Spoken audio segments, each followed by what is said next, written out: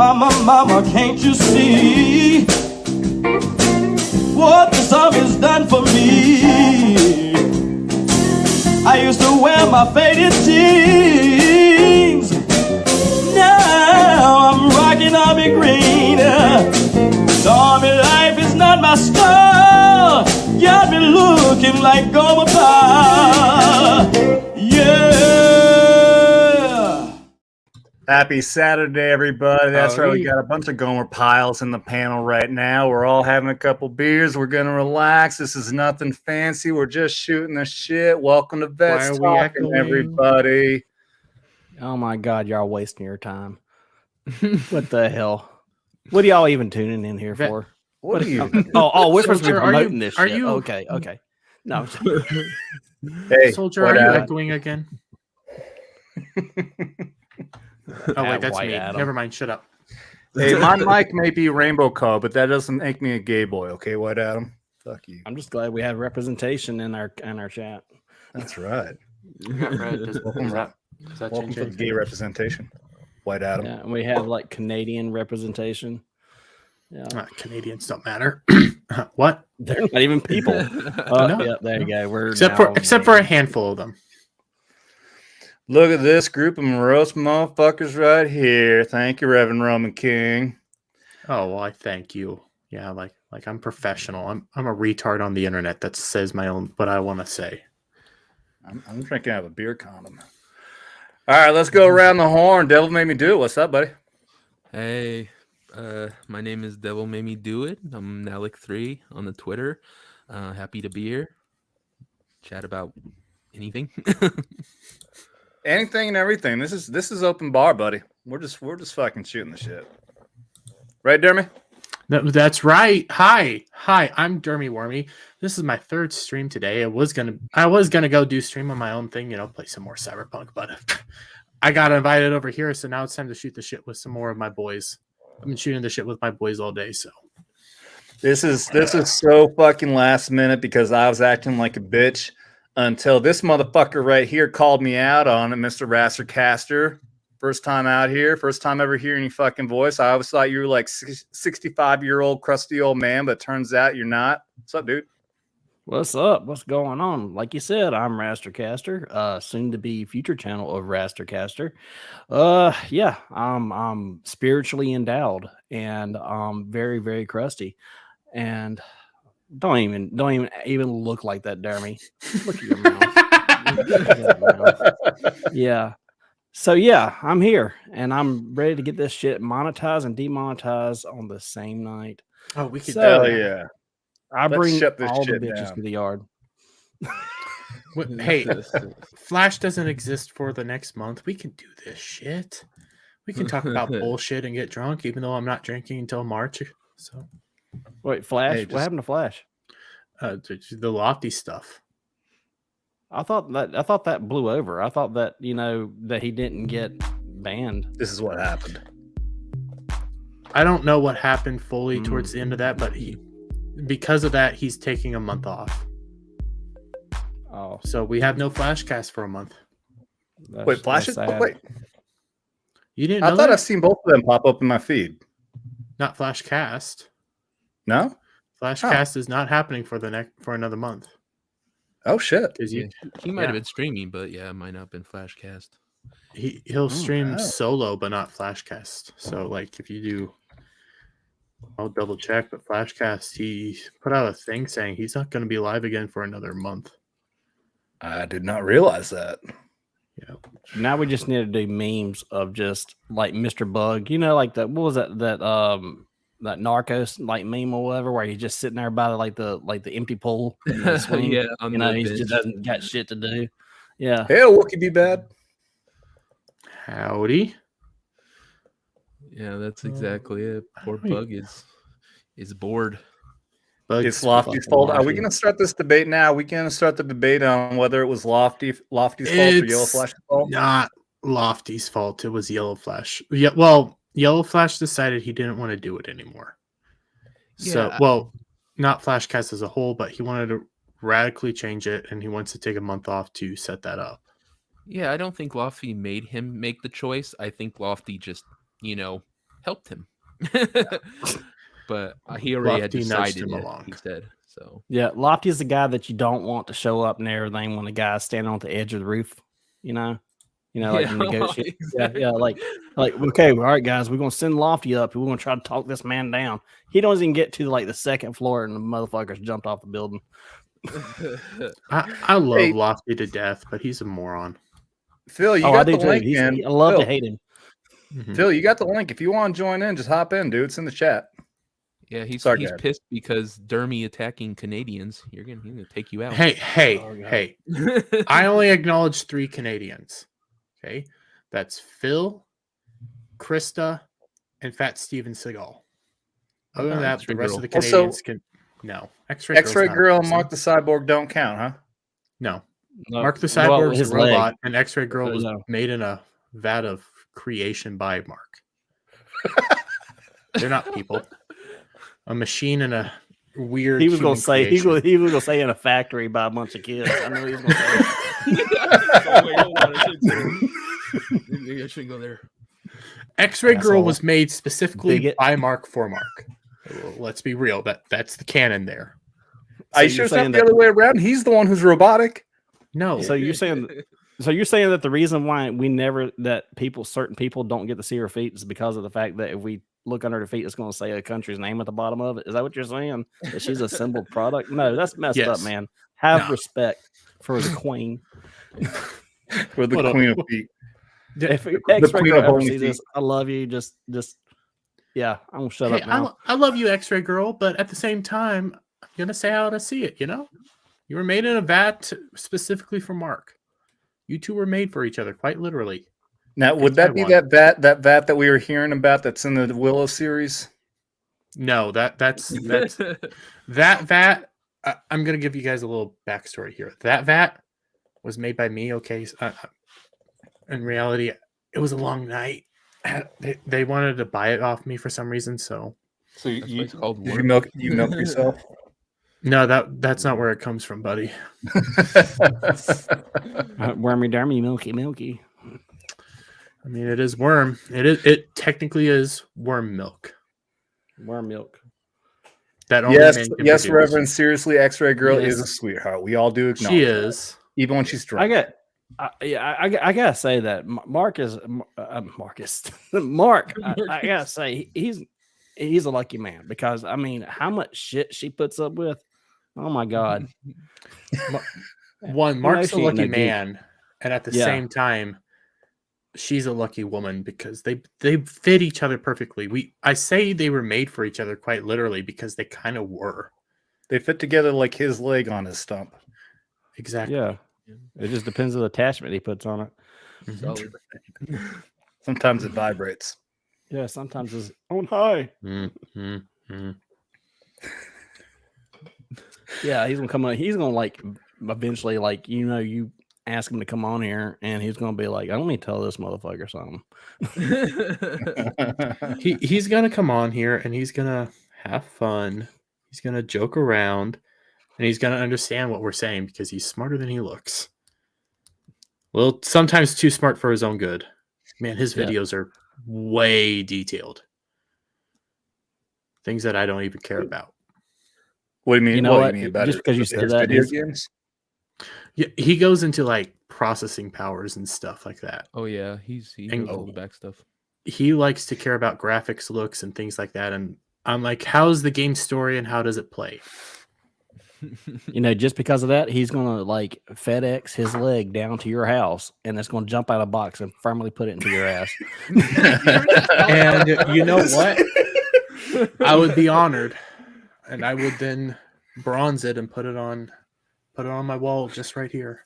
Yeah, I was Say, getting everything you set said up, and it's like 5 minutes later, you're still talking about Mark's leg.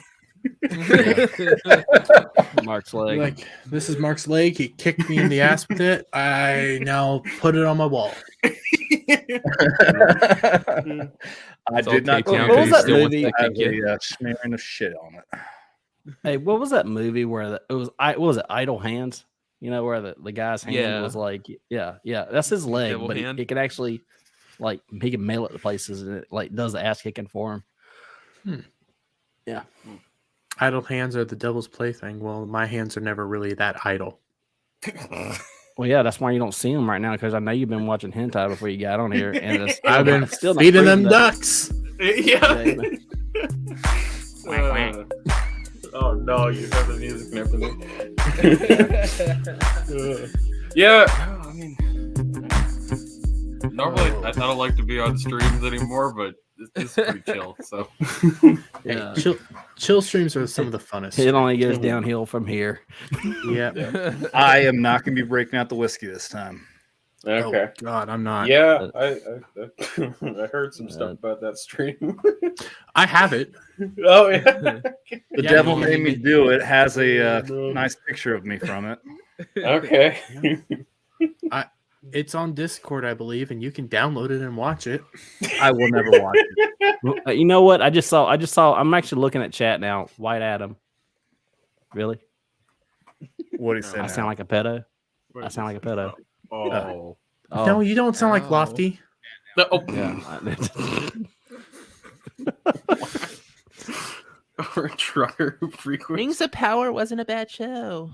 Oh, Yeah. okay. Yeah. And it was like flash, flash, flash, flash, flash. Okay. Yeah, put that on the screen. Raster, you were the one who convinced me to come on here, saying like you had some stuff you want to talk about. You want to bring up the first topic of conversation? All right. You know when you're like, you ever go to Netflix and you just want something on, and your wife is like, I don't know what I want. All right. So I'm like, all right, look, we're gonna watch something, and then I'm like scrolling through the feed because I like documentaries. I really do. It's an odd thing. And Rachel Dolezal is called The Rachel Divide. It's on Netflix. And it goes on and talks about that saga.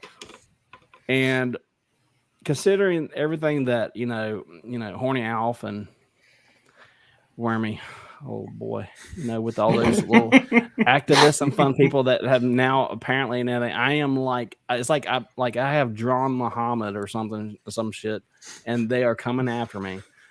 And all I did was All you did was make a picture yeah, and then it's post it's it.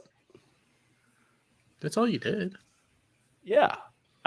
Well, in all honesty, it was Alf that he requested the picture originally, and it became a response, like one tweet response to their idiocracy. So he's like, "Hey, look at my boy, Raster did." I'm like, "Oh fuck." And then next thing you know, the whole horde just comes over the hills, neck beards and all, rolling down, and they coming after me, blue hair, flying off and shit. And Wait, is that what sparked that like multi-hour long conversation in the Legion chat the other day? Oh, my God. that was round 1 that he's talking about, not round 2. Oh, Round 2 Yeah. was what was happening the other day. I was way too busy to have any fucking investing on what the fuck you guys are talking about. well, I just knew you guys were in some massive battle with a bunch of blue hair fucking psychos. and I'm not one. I'm actually fairly inactive on I'll actually come into like Legion chat, and I'll be like, what is this house fire? Yeah. I'm like, what are y'all talking about? And so I'll come on and I'll look at my The phone and it's inside like info on the Legion of memers, everybody. yeah. Can't get so- too into I detail. just but- realized who we have in chat right now. I don't know if he's okay with me saying what his former name was, but something about news and lad. Oh, Yes. Yeah. congratulations! I'm glad that the transition went well. It's now news and girl. I just want to say that we are a fair and inclusive stream. So Yes, we We're are. rainbows. we're proud of. Yep, there you go. Oh, See? nice. Boobs Boobs with and beer. rainbows and beer. No, Yes, change we it have- back. Change And it at back. the end of the day, you guys want to know something? Shut up, Raster. You want to know something? Devil made me do it. What? Wait, hold on. What? So I'm pinning all the blame on you. So, Well, that's what I'm here for. so with everything that was going on with the whole, like, the whole that spill and everything, because it was really like an unusual thing. I'm like, oh God, will y'all please stop leaving? I was like, people like trying to like actually get me banned, and I was getting things that and broke German law, and I'm like, fuck Germany, I don't care. Hey, So they have sausage. yeah, and beer. yeah, I bet they do. But so. I was just coming off for a chill stream. Now you're talking about fucking countries, like Jesus. Yeah. I'm making sure I'm an equal opportunity offender over here. So anyway, I'm actively, listening to stuff, and but when someone presents me with like the dumbest logic ever, I have like this urge where I'm like, no, I must argue. I can't help it. And it's like they just enter this thing. I think it was Alf or whatever. He just keeps on like going on. And I'm like, he's on a roll, but somehow he can do all this stuff, but he gets targeted at me. And I'm like, shut up, Alf. Shut the hell up. And then I'll like look at Reddit. Then there's like people like saying like, hey, look at this Reddit. I'm like, oh my God, I'm on Reddit now. Like I deleted Reddit like a year ago. And the only thing I look for Reddit on is because, like, if you really want to Google something, Google what you're going to Google and put Reddit behind it, and you'll get the real answer. That's the truth. I hate Reddit. I hate it. It is horrible, but you can get actual factual information because I believe everything else that you Google without putting Reddit behind it is just a promotion for something. So if they use the Brave browser, yeah. So search engine. Considering that there are people out there, we're not going to go into too much detail in it. And I do have, contrary to popular belief, I am not transphobic, believe it or not. I actually believe that everyone, being the libertarian that I am, can do whatever the hell they want to. Yeah. Just don't ask me to participate in it. Yeah. Okay. He has a vagina. Right. Exactly. It's nice, tight. Well, I know I'm preaching to the choir, but I mean, here's the problem: is that obviously these guys, they say that it's not enough to be against racism. You have to be anti-racist, which is racist. Which means that you have to actively be a part of their protests and stand up and raise your fist and all that kind of shit. Otherwise, you are therefore a racist. And well, it's the same thing with. I was talking to my dad about this several months back, and I was explaining that to him. He goes like, well, that's the old alcoholic term, admit that you're alcoholic. If you don't, you're an alcoholic. It's a bullshit what if you don't term. Drink? It's a bullshit term because what it is I'm anti-racist. I am anti-racist. When I see a genuine, honest to God racist act, I'll go against it. What they want you to be. Oh, that's why you're always against me. I saw you in Ripley's chat. Yeah. They want you to be like them, always looking for racism where there is none, and then taking offense to it. They want you to be like them. If I actually saw some white dude beating a black dude, saying the N-word, I'd push the dude off. But I'm not going to sit there, see a dude respond to a black guy and say, sorry, I don't think you're right. Oh, that's racism. I'm not going to stand next to you on that. Because you're actually practicing true equality. What anti-racism means is being racist. The term comes from critical race theory and things of that nature, where it is you have to basically do unto others that have been done onto you. So I don't remember which one it was. One of the CRT people that became much bigger during Black Lives Matter stuff. He came out and said, hey, you can't just be racist. You have to be actively anti-racist.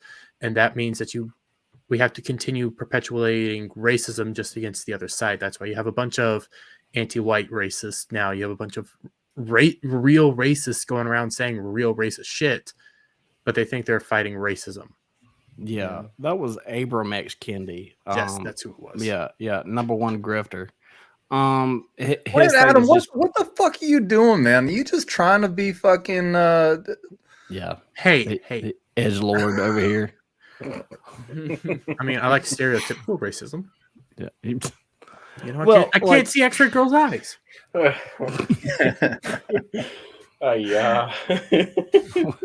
Oh, you're So- Gap After Dark. What's up, buddy? This is my boy right here. This is the man who was patiently sitting in the chat while my dumbass was talking to nobody while I thought I was streaming. And he patiently just sat there for so long. He's a good man. Yeah. That's why he's my first Yeah, he said he moderator. missed Skinamax. Yeah, and he's just mad because he had to do it one-handed. Like I had to open another tab to keep me satisfied. Oh, you're not? Yeah, I can't share my screen for certain reasons. Yeah, the same reason we don't see your hands in the stream. Like, it was gonna be a requirement that you put both hands up during the stream. There you go. I'm doing it. Yeah. We have to What do about your like guys' hands? I can't even see. somebody has to rub cayenne on his hands. Keep it away from Yeah. the... Oh, you don't think I've So- experienced that mess? So with all this kind of considered and everything, you know, with people saying that they're phobes, whatnot, and everything, and then people saying that they are something, you know, that they weren't necessarily born as. And I'm like, that's fine, okay, cool. Then enter Rachel Dolezal. Now, the interesting part here is like I don't give two flying fucks about what she says that she is or whatnot. Is interesting about how the reaction was from people that would advocate for the people that were, you know, harassing us in Twitter. And the irony was the things that they were saying in the documentary, like what a lot of people don't know is Rachel Dolezal. If people here don't know in chat or whatnot, she was born a white lady in Montana to a white family. Very religious, very backwoods, whatever you want to call it. And she basically goes to, I want to say Howard University, which is predominantly a black university. And she actually sues the school for like basically discrimination because she's white.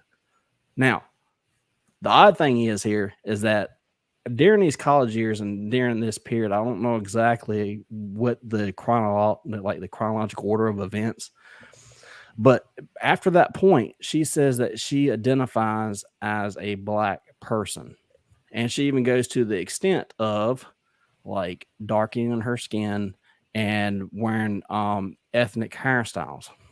Now, I think she also got a boob job. that's arguable because I've seen better. So she Didn't say they were good. especially on Dermy. I mean, Oh yeah. you know, we could get this monetized if you just wear something a little bit more appropriate, Dermy.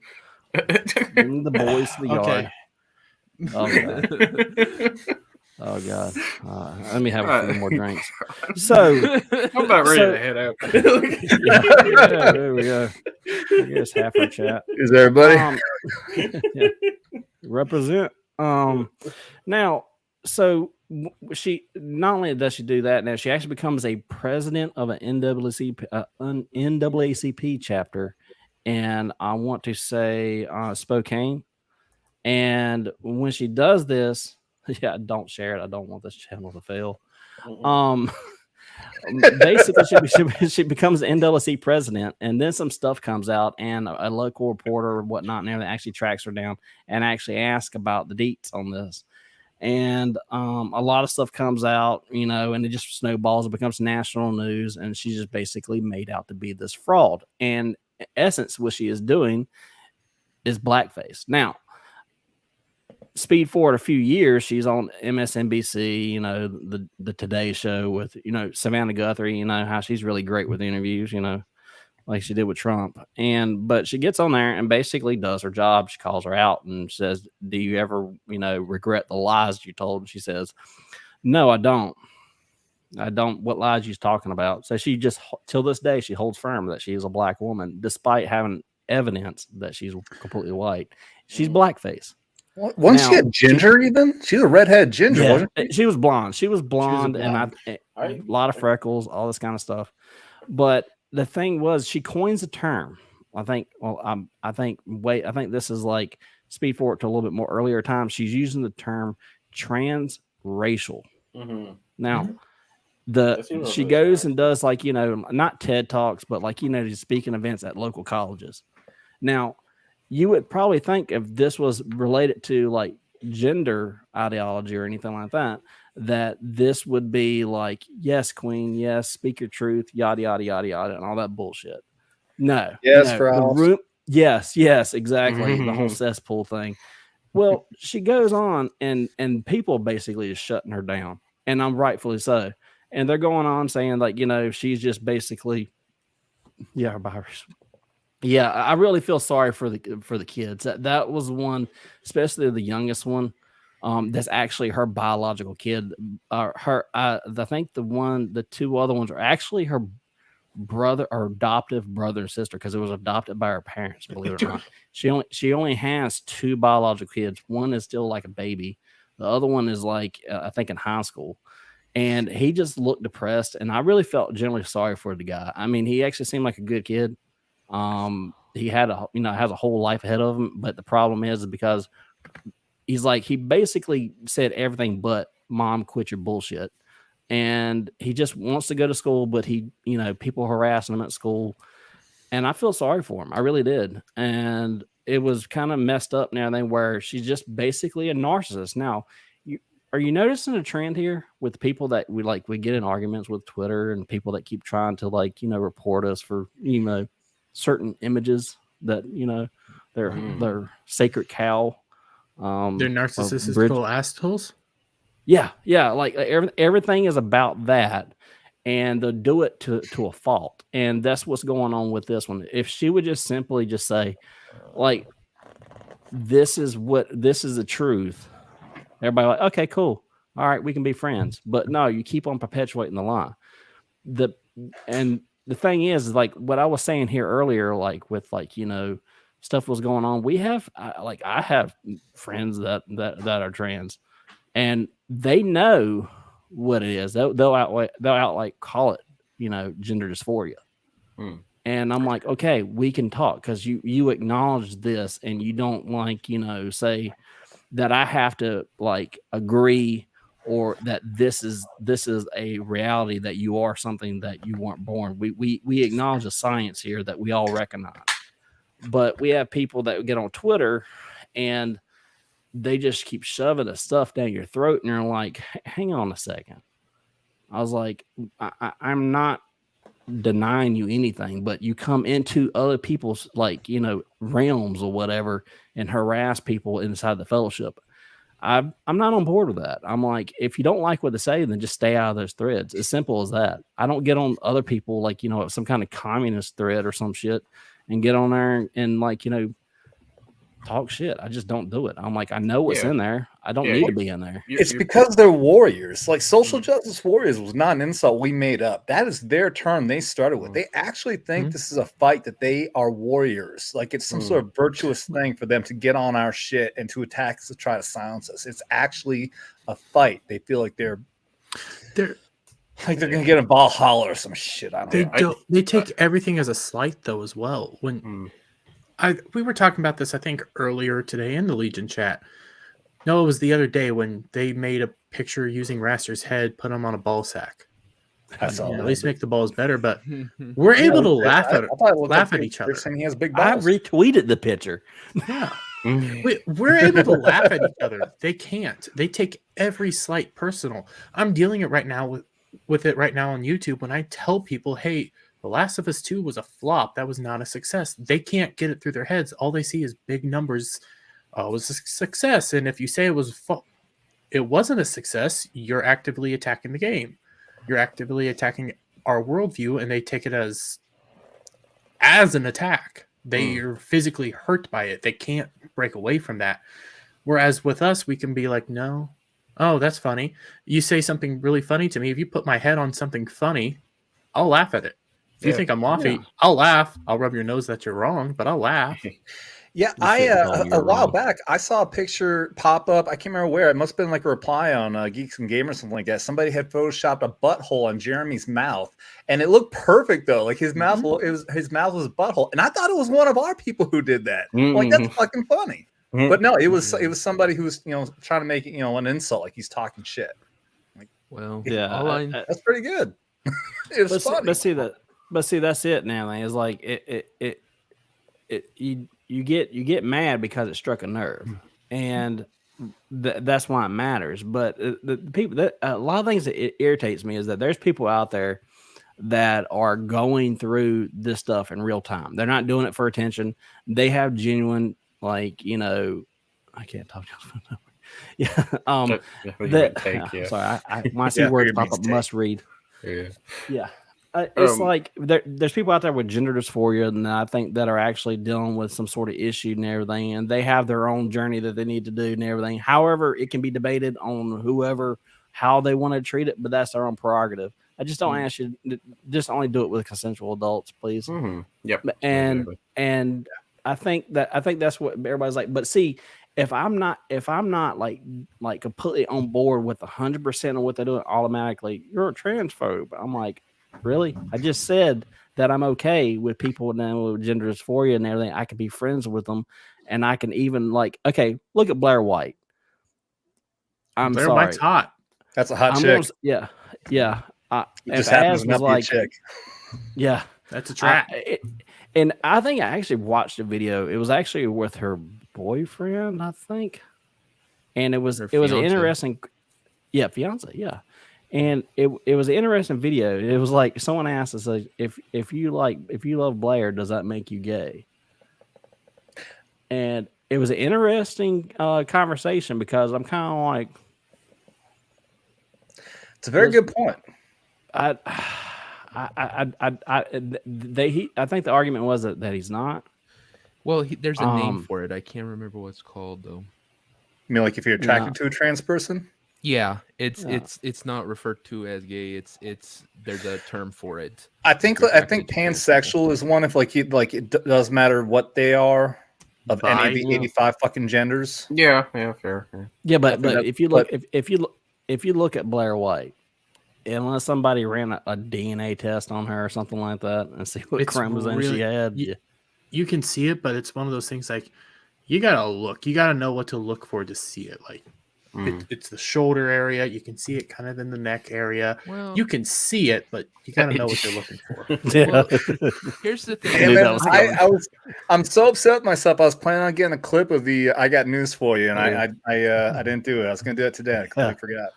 Well, most of us are man enough to admit when a transgender person is beautiful. It doesn't mean anything except for they are attractive. Like with Blair White, like you guys said, she's a good-looking girl. What you just said is one of the most insanely idiotic things I have ever heard. At no point in your rambling, incoherent response were you even close to anything that could be considered a rational thought.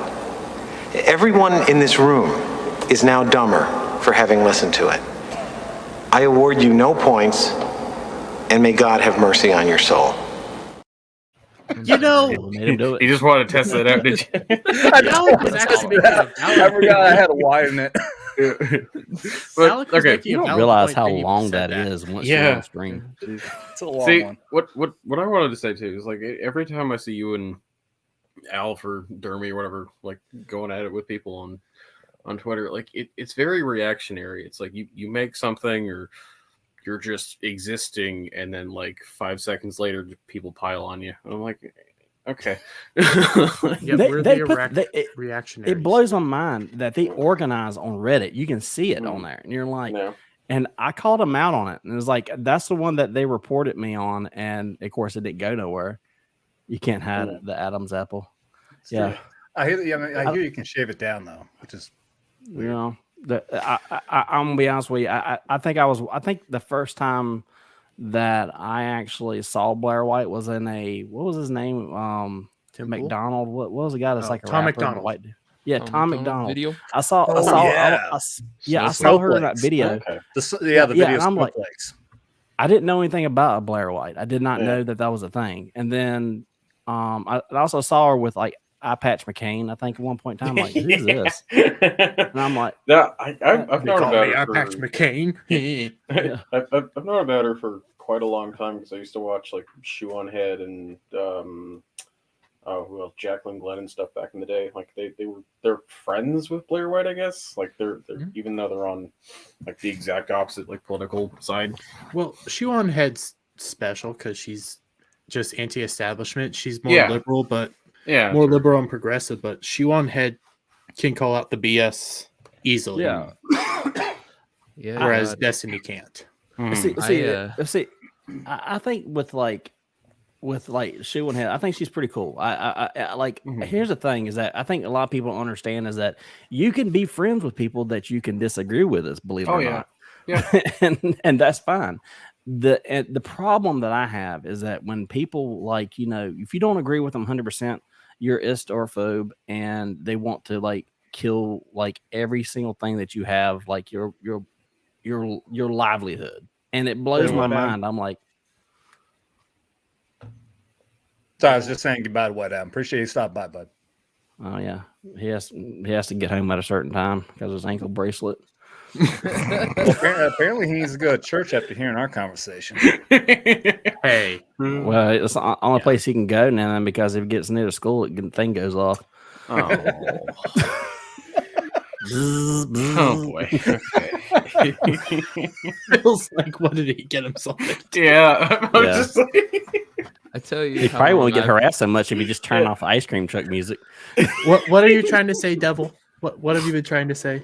I started watching Blair White all the way back when she was having her beef with Onision. I don't know if any of you guys know who that is. Onision. Oh God. Way back when. Yeah. But I live in California, so I'm all for Rachel Dolezal's, trans thing, because they're about to give out reparations here in California, so I identify as black. But you don't have to present though, right? You don't, and isn't that their term? Like, listen, you don't have to present. Hey, he is black. He's black from the waist down. Yeah. Right. Don't ask him how. Don't ask me how I know that. Okay. But yeah, like one thing about me not wanting to be on like panel streams and stuff anymore is like I don't really want to draw too much attention to myself when I come on here. We're just like talking about a whole bunch of stuff on a rap sheet of stuff. Hey, too late now. You're fucked. Listen. There's only 6 people watching. It ain't the end of the world. Yeah. We're not causing any waves or anything. It's not like we've said the N-word. Yeah, just you wait. If you say that, I will leave. Raster, how many beers are you into, buddy? I'm only got Pepsi, my brother. Right. Am I the only one drinking? Yeah, probably. Yeah, I don't drink. So. It's gonna be like, oh Phil, God. For the most part, controversial topics aren't really that controversial. It's common sense topics. People just get all butthurt and bent out of shape about it, and then they say it's controversial. And YouTube throttles you and beats you over the head if you say something they don't like. Like, if you're a man, you're a man. I'm sorry. You can make yourself look something else, but you were born with a penis. That's how it is. Well, remember now, the way society works now is it's all victim points. If you're a victim, then you get points. There's a reason why Rachel Dolezal wanted to be black, because she wants to be somebody who is believed to be being repressed, because that puts her in a higher category in our society now, the way fucking things are working. In the documentary, that was something that they actually had. They actually had members of the NAACP coming out and saying that what she was doing was hurting the cause, and they're right about that. The argument though, that's kind of like, you're almost there. When you see like a leftist or whatever, they'll make a point. Their logic is going good. You're like, keep going. You're almost there, buddy. Get across that finish line. You're almost there. There you go. Well, they get there, and then they go like, my oppression, this and that and everything like that. And I'm like, okay, all right, well, you were almost there, but good effort. it was kind of like where they were talking about like traffic stops and all this kind of stuff, and that Rachel Dolezal has not lived what they have lived. Now that is true. That is very true. Because when someone says, "I feel like insert whatever demographic," how do you know you feel that way? Because you're not that. Like I say, I feel like a teacup Pomeranian. I don't know what the fuck a teacup Pomeranian feels like, but me saying that and everything, I mean. Okay, there's this nebulous thing or whatever that no one can put their finger on, that only that thing or person can say that they feel. I mean, it's something you can't put in words. I'm just gonna put this in the private chat and see if I can say this on stream. I told you can't say the N word. It's not the N word. I'll say that. Written or spoken. You can't use the F word either if we're in presence of Lofty or Yellow Flash. Yeah, it's like with Cardi B with the lettuce thing, you think she's based, you're all like, oh, and then just text the private right chat. Oh, okay, yeah. I wouldn't. What was that? No. Oh, yeah, chat. Definitely don't. Say I that. wouldn't. Oh. Yeah. I can tell you this much.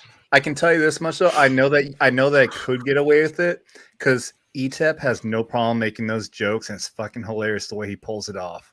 Mm-hmm. I just don't want to cross that line quite yet. He's been doing it for a long time. Yeah. It's like he has that car. He has that pass. He has that pass because he's been doing this for a long time. Like honestly, I think I forgot what it was. I think who was I talking to? I forgot who it was. Oh, I think it was. It wasn't Crip Daddy. I actually was like in a Twitter thread or whatever, and I actually wanted the R word pass because I think You Twitter actually would.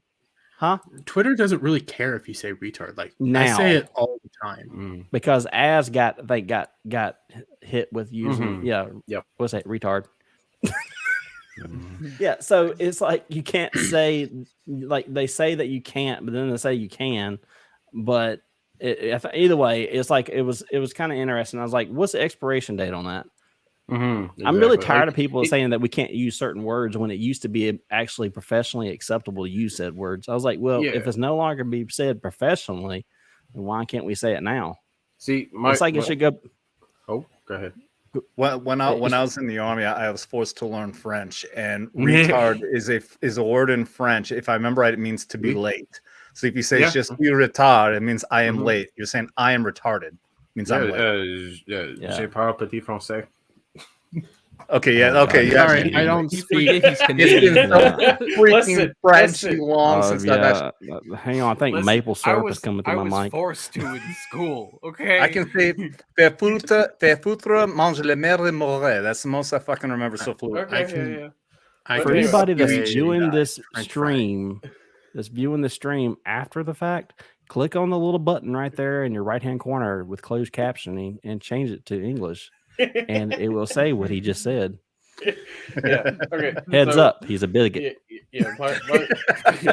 My controversial thing is like because recently some 3-letter agencies have changed laws on attachments for fun things.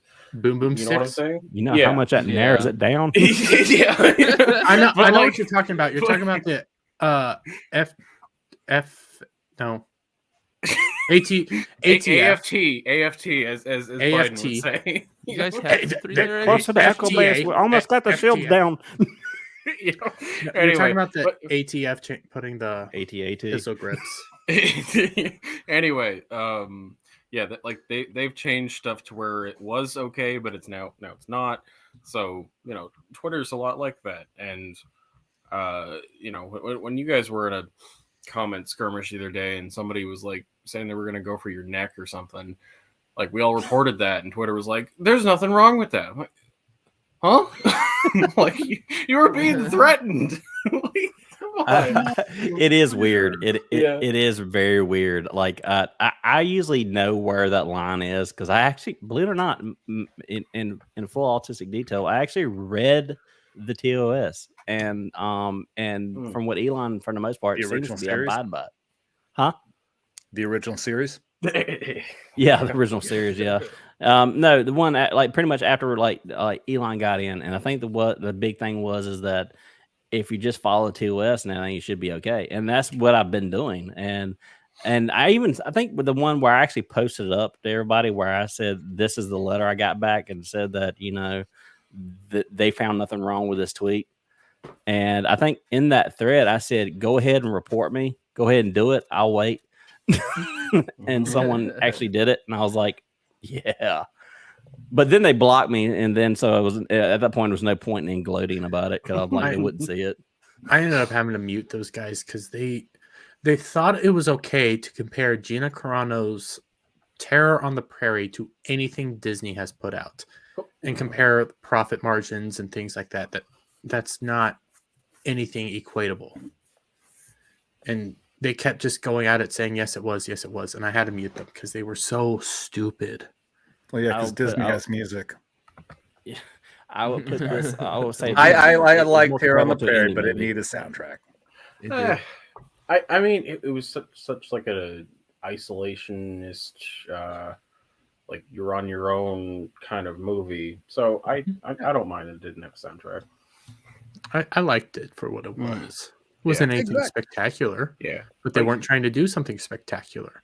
I remember seeing people's like criticisms of it. They were like, "Oh, like this is all the stuff that you guys apparently hate. Like it's a woman focused thing. Like, and she's strong." And I'm like, "Well, yeah, you did it the right way." Like, aliens. Yeah. Like everybody always says like we had strong female characters and they want Mary Sue's. That's what we liked. Yeah. The big difference is she wasn't strong because she was a woman. She was strong because she had to be. She was protecting her kids, and therefore she was a vicious lion protecting her cub. Yeah, she didn't ninja kick the shit out of 15 men. Yeah, she struggled.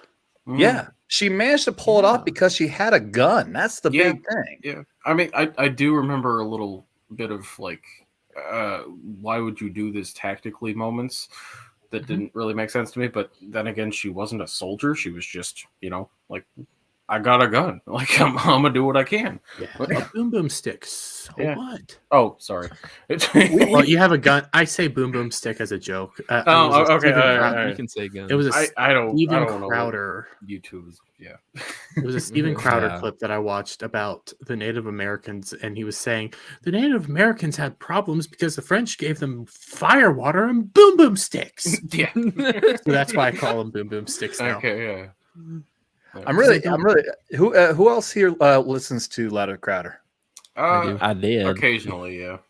So yeah, I'm really looking forward to. Apparently, I don't know if you guys caught it when he made the announcement that he was leaving the Blaze, and also even Landau was talking about on FNT that apparently the Blaze was censoring them quite a bit. Really? Which I guess doesn't really surprise me too much because they have all this religious views. But yeah, apparently they were. So the Blaze quit being the Blaze long ago. Like, what was his? I just had his name. Quarter Black. Yeah. Said it like the Blaze is not Glenn Beck's network. It is the other people's network, the people that Steven Crowder became a part of. They never had a problem with Crowder before until recently when, let's be fair, a lot of conservative outlets, Daily Wire included, have gone a little bit more neocon, traditional Republican establishment talking points, while Crowder is very anti-establishment. He's conservative. He has an R by his name, but he is anti-establishment, and he will call people to the mat. Sure. And that's what I like about him. Yep. The litmus test was with McCarthy. That was where you saw true colors fly. And people were like, just go ahead and vote for him. I'm like, no, that's not the point. Hold out. And guess what? Because they held out, they actually got concessions. A lot of shit. Yeah. And he operates like, he's sweating bullets every time he goes out. And that's the way I want my politicians. I want them afraid. When it comes to like Marjorie Taylor Greene and Thomas Massey, they had decent reasons for saying vote for him, because apparently they made deals behind the back where MTG will actually get positions again. And Thomas Massey just didn't want to care for the arguments right now. He just, it would end up being done anyways. That sounded very, but for MTG to do that, then it sounded very self-serving. I was like, okay, so you get on the committees. Well, at the same time, like Trump was for McCarthy, so MTG was following the Trump because she does pretty much everything Trump wants her to do. And I love Trump. I love Marjorie Taylor Greene. That was a bad decision. I liked what Matt Gaetz and Lauren Boebert did. I will say this. There's a lot of policies I agree with on Trump on a lot of things, but there's a lot of things I don't. Yeah. One thing I will never, ever pay attention to is who he endorses because of who that man has put on his cabinet has turned against him and been a snake in the grass. I do not trust that man to pick a cabinet or endorse anybody. With his first term, I give him a little bit of a pass on that because he was being introduced to DC. I mean, officially, really, truly introduced to DC for the first time, and he was taking advice from people that he thought he could trust. I don't think that the people he put into his cabinet was really his decision. I think he was listening to other people, and it's my belief, and it's just my belief, that if he had a second term, I think he is more wary now, and I think he'd make better decisions to make those decisions on his own instead of just listening to other people. Take some of the stuff that's been coming out about how the Republican Party works. Matt Gaetz talked about it last night on Tim Pool. I still watch Tim Pool for crying out loud, but he does some good work. But Matt Gaetz was on there. Yes, very. I don't know, man. I don't know. Matt Gaetz was on there, and Civil War. Anyways, he came out and he was talking about how the Republican Party, a lot of the reasons they just get along to get along is because the RNC gives for McCarthy a lot of power, gives him a lot of money, and the money is how you get elected. So a lot of this stuff falls down to money, who's in charge, who's at the top.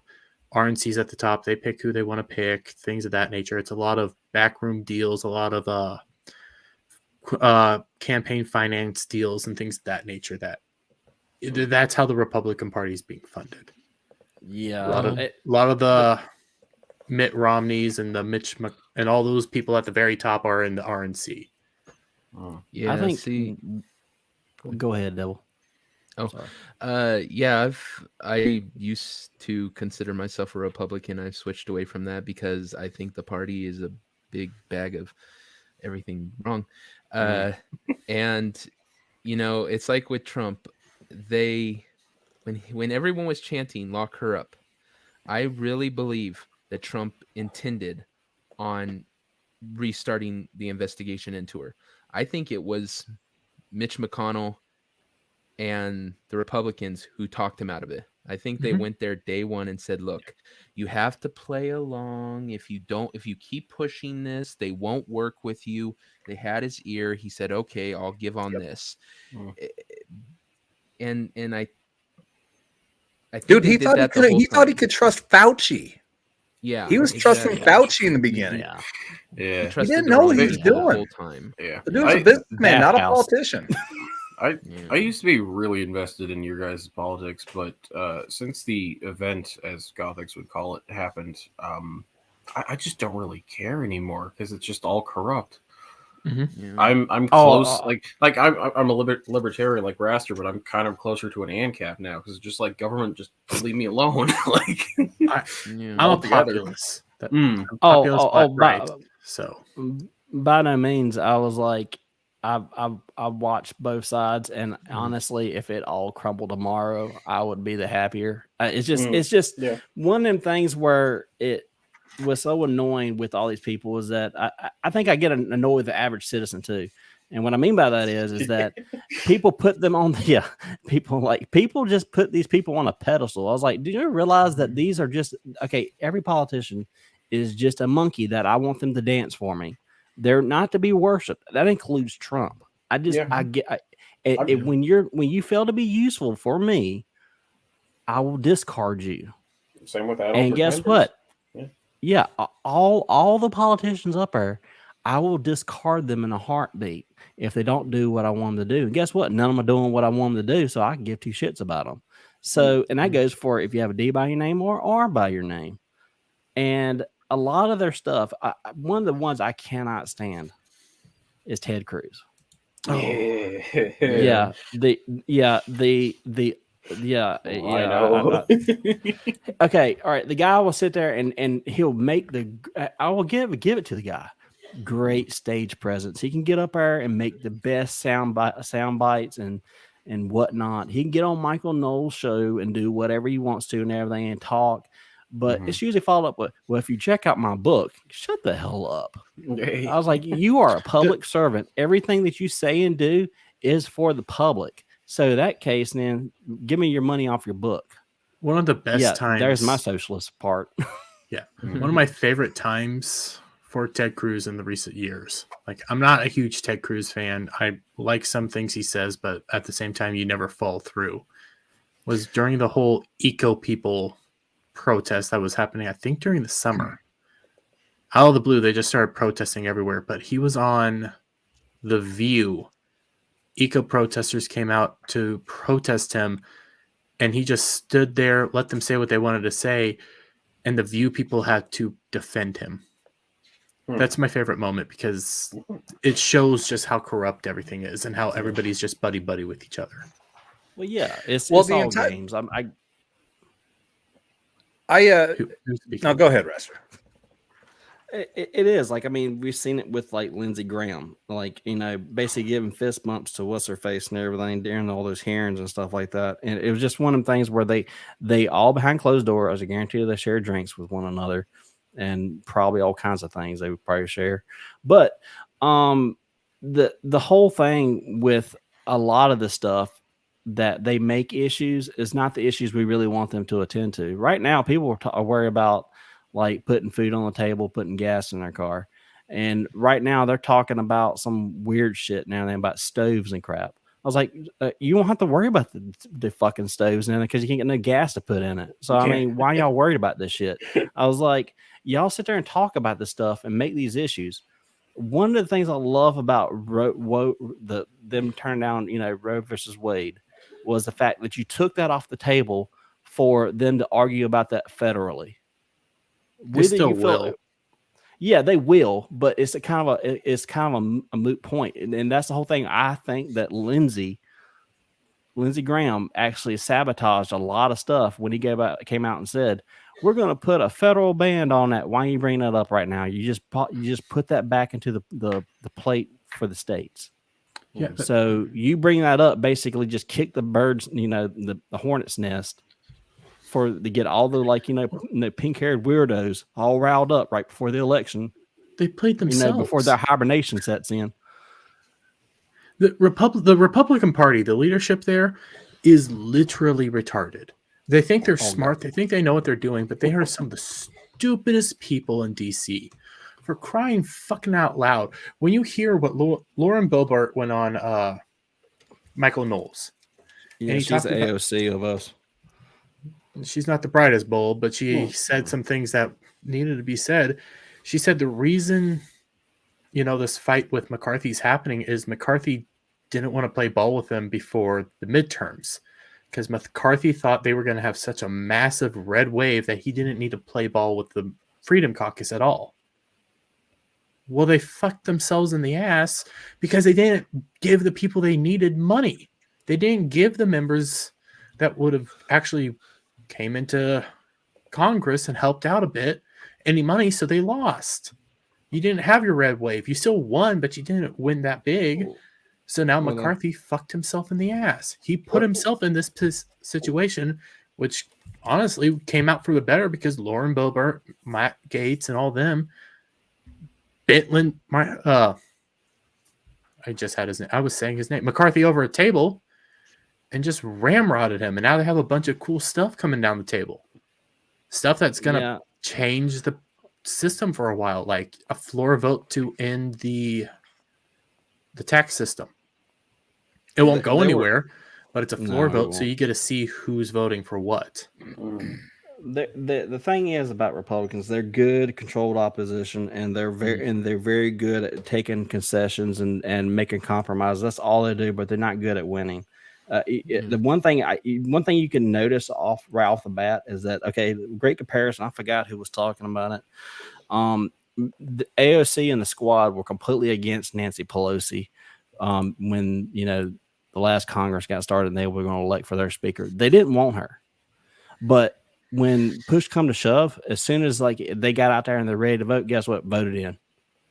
Because at the end of the day, when you got that D behind your name, you're gonna fall in line. They're good at following in line. AOC really needs some D. When you got some D behind you, especially that big black. No, you guys seen AOC's fiance, right? Yeah, You've seen him talk, right? No, I have. I've just seen. No. Oh, that dude is gay. The ginger that dude beta. Okay. That dude is gay as all hell. There is no way that man is straight. So we're And I talking think the that's Barack one- Michelle thing.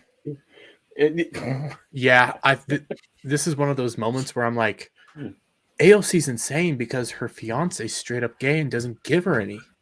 That's why when you saw that picture of her talking with Matt Gaetz, she was actually turned on by Matt Gaetz. She liked Matt Gaetz taking control. Yeah, because she doesn't have any of that. We know where our heart's really at, and it's with Alex Stein, Primetime 99. Because he loves that Latino booty. He'd hump some You know- conservatism in her. Put a ball gag in it, put a head on it, and get the job done. But yeah, it's one of them things where it gets very annoying because like I feel like that these people are just put there like as candidates, not so much a Freedom Caucus. They're put there to basically be like, okay, if you just keep these, the public, the conservative public or the right wing of public or whatever you want to call it, if you just keep them satisfied with like these little scraps here and everything, then we'll let you keep being in office, such as like McCarthy and whatnot, the establishment, if you will. And at the end of the day, that they're still going to roll with the agenda. The case being, for example, the Ukraine. Oh my God! I think I made a meme about like it was like yeah, Zelensky. It was like is basically we're just like giving that hooker money left and right. Yeah, Not Lindsey Graham. Lindsey Graham's giving money over to the ladybugs. Okay, so what is the Freedom Caucus? The Freedom Caucus is a small group of Republicans that focus more on libertarian or populist-based issues, kind of like MAGA and things of that nature. So you got your Matt Gaetz, your Lauren Boebarts, your Thomas Massey's, your MTGs, people of that nature. Right. Okay. Yeah, because I've heard of the MC, like it's the new Libertarian Party stuff, but basically the best way to explain it with the way caucuses work with United States apocalypse. Yeah, it's going to be United States apocalypse. I mean, the best way I can explain it, just like especially to my British viewers and stuff, is that with the Parliament, they actually have the balls to actually make another party.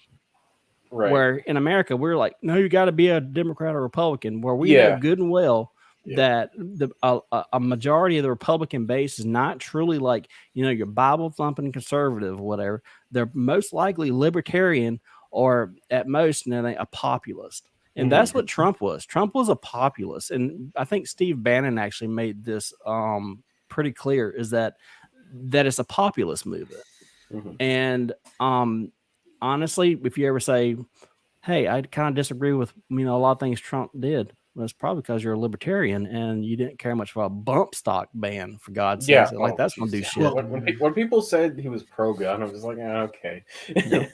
Anyway, sorry. No, you're good. Populist is basically just somebody that cares more about the people than anything else. Oh, yeah. And that's where I come in. You could you get that whole lefty craziness where you're communist people where they think they care about people. No, ANCAP mixture of libertarian, ANCAP, conservative. That's where I am. That's why I just say I'm a populist. Cool. Yeah. Go ahead. No, yeah, go ahead. Okay, go ahead. Like up here, we technically have the conservatives. Those are like your Republicans, the liberals, which are like your Democrats. The NDP, which is basically aligned with the liberals, and then we have the Green Party and the People's Party, and it's just there's so many, and they don't really do anything. I think I know. I think the People's Party is I could be getting this wrong because I watch a lot of. They're just '90s rock fans, like Yeah, I watch a lot of. No, I just had his name. Orange Viva Fry. Viva Fry. Fry ran for the People's Party. That's the closest thing Maxime to populism. Garnier. He's like that. That's the closest to libertarian here, but libertarian populist. That's your closest party. Yeah, like nothing was going on with them, honestly. So I don't know what to do anymore up here. Like there's Pierre Polyev that runs the conservatives now, and he's kind of likable, I guess. Hey, Phil, you want to know what you need to do? What? You need to accept this human card that I gave you. Like, you're a people now. Yeah. Okay. Yeah. And come to America. Yeah, I know. I'm trying to save up. I'm trying to get me a job and move down there. But I'm just imagining like Phil's going need some kind of support group now, like he's a refugee or something like that. He gets over and we put one of little tinfoil blankets around him and hand him a teddy bear. I will gladly accept refugee status because that's kind of what you're gonna need in a few years. Because because you get a cut on your hand, you're gonna get put down. Yeah. Dude, after everything that's been going on up north, you have more of a case for refugee status than people in Mexico do. Yeah. I mean, just ask Renee. Yeah. Here, I'm going to give a little insight. So here's where I think, not where I think, but where I stand as far as politics go. As far as my values, I am a constitutional conservative. I believe in our Constitution, and I will hold that, and I will fight for that to the death. I'm not lying about that in any way, shape, or form. I consider myself to be more socially liberal because, honestly, I don't care who people marry or who people fuck or anything like that. I'm in line with so many other people where they said, just don't force that on me. Don't force it on kids or anything else. As far as a party goes, your DMs. I mean, you sent me some things. I mean, dude, you keep on flashing those tits, man. I got no choice. But as far as a party goes, I find myself more aligning with the Libertarian Party. The problem is the Libertarian Party is full of a bunch of fucking idiots. Yeah. Other than Mikas. I don't identify with them. I'm just a libertarian. Like, I'm saying, like, if I was identify as a libertarian. I don't like the Democrat Republican dichotomy. Just like you're saying, Raster, the Republican Party is full of a bunch of fucking pussies, and I will openly say I'm a bit of a conspiracy theorist. Actually, well, quite a bit. I know quite a bit of that kind of shit. A lot of it's kind of crazy, but I know a lot of us will agree on a lot of it. And I do. The Canadians are evil. I mean, the Canadians are evil, and Australia doesn't exist along with India. Okay. Yeah, exactly. And birds don't exist either, apparently. Ohio doesn't exist. But no, as far as like the Rhino Republicans, Dan, I know I quote Dan Bongino all the fucking time, but he says all the damn time that there are many Republicans who are not actually Republicans, who are in fact Democrats, but there are no Democrats who are Republicans. That is a fucking fact. He got his mansion. I was even watching Razor Fist's video today, his one on Lincoln. What's up, lovely Sherry? That is a very good video that he had. That is a great breakdown. Yeah. I sat through the entire thing. I was like, "Hey, soldier, check the background." Yeah. Check the background. Background. What background? Back room. The backstage. Do you feel it? Yeah. It's like they checked the back door. Horny alphas here. Hey guys, I heard this was the meeting for guys with small dicks. I'm here to party. Hi, welcome. Yeah, I can't. Might have big hands, but that doesn't equate. No. And dumb motherfuckers who don't understand the term back room when you're in a fucking live stream. You've been drinking, okay? But you're also in charge, so we have a problem. Yeah. You mean that back room? There's a bunch of dead bodies back there. Whoa. I'm not opening that door. You mean you don't have Humvees and a mug of beer behind you? Careful, Andrew Tate. The secret is out. This isn't real. You thought you were in Afghanistan with beer kegs on the back. You mean you're not actually downrange? Yeah. I'm sorry, dude. I hate to break to everybody. We didn't have beer out there. It's all fake. Oh come on, you Man, that sounds awful. You didn't I'm have with beer you, out there? Soldier Spirit, on that though. See, I'm- Hey, we should invite Dragon Age to the stream. Fucking Oh hell. yeah. Okay, so who was saying you're with you with Soldier? Who was saying that? me. Show me Okay, on the hype. bear where I hurt I'm you. with him that I will allow him to defend my freedoms with his life. My You laugh. know, I'm with him on that. Yeah. but yeah, I too am will use his life to defend myself. the point I was trying to make is like Razorfist was going off about how like Republicans weren't really Republicans and Democrats were like this other group of Democrats. Like you know what I'm talking about, Raster, but like there's just so many different little groups within the two parties. Hell, even what is it? Washington wasn't in favor of the two-party system. No. He wasn't. There's a breakdown with he was talking about the Whigs, and it was actually named after a British party, and they're kind of like loyalists and all that kind of mess. There shouldn't be any parties. These parties are why we're in the position we're in today. Yeah, exactly. Same with up here, dude. But that's the problem is that we need tribalism. Here, Iraq has like 15 fucking political parties. Yeah. When they have an election, it's nuts. Mm-hmm. But you know what they all can get behind? What? Beer. No, goats. But they all get behind beer. Big fucking mugs of beer. Guess what? She can't drive.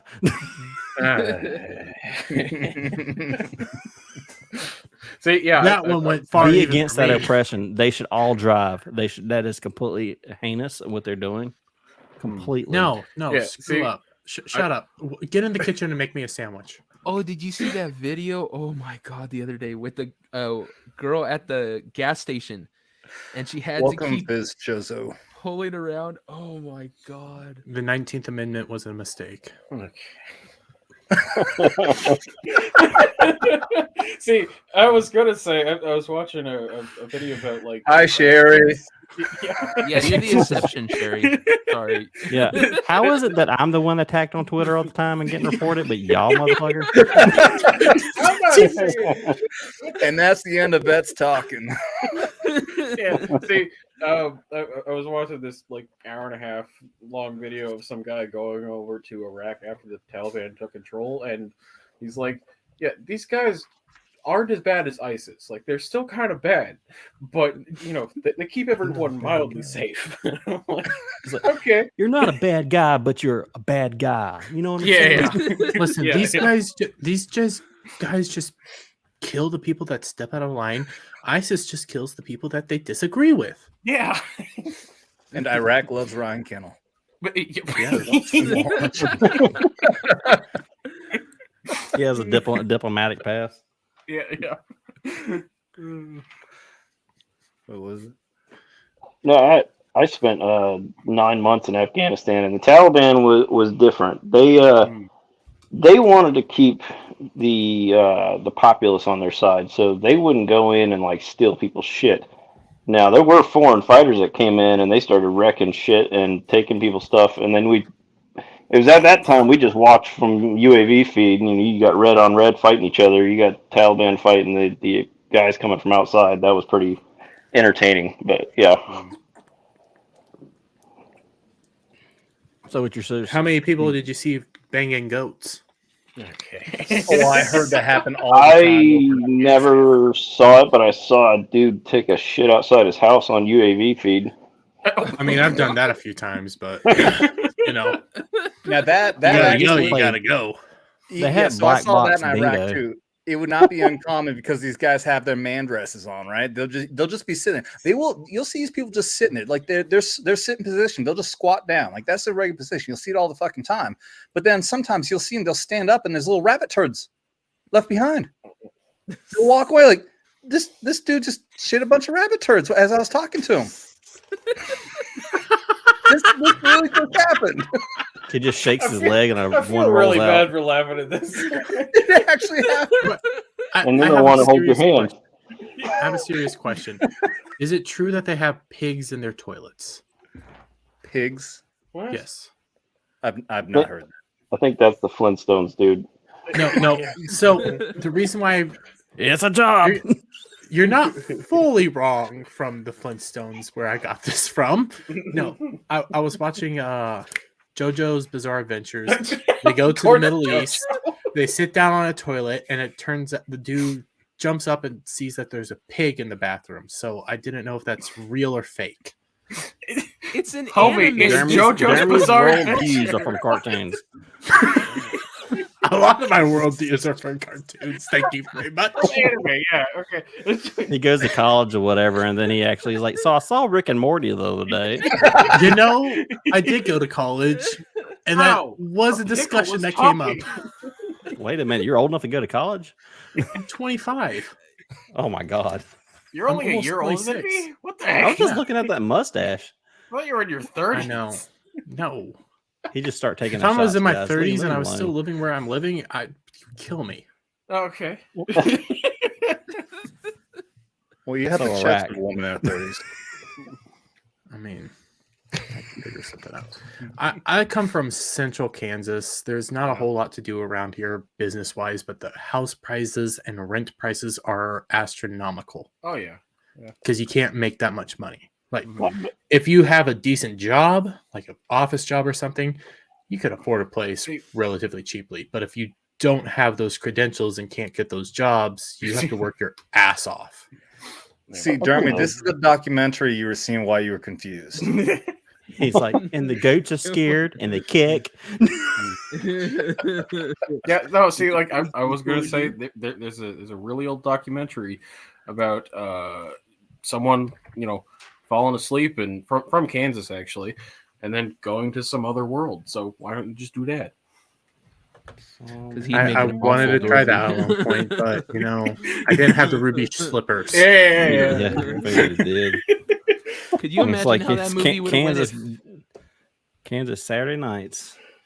Could you imagine what that movie would have been if he was the one who landed in Kansas? I mean, in Oz?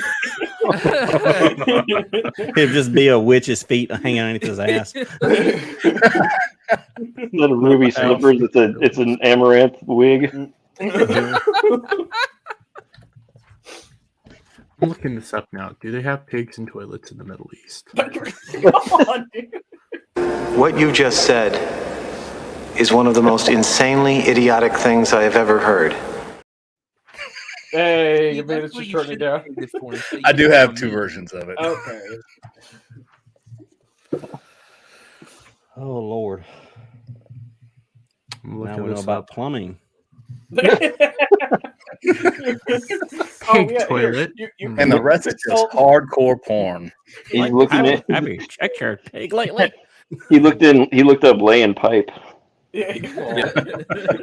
I was about to say, Okay. Why's there squealing in the background? Mario Brothers, because you get everything from pop culture. Okay. So I'm not wrong, actually. They do exist, but they mainly come from China. Oh, I see. Ancient China had pig toilets. So the premise China. was that you sat on the toilet and it was connected to a pig pen.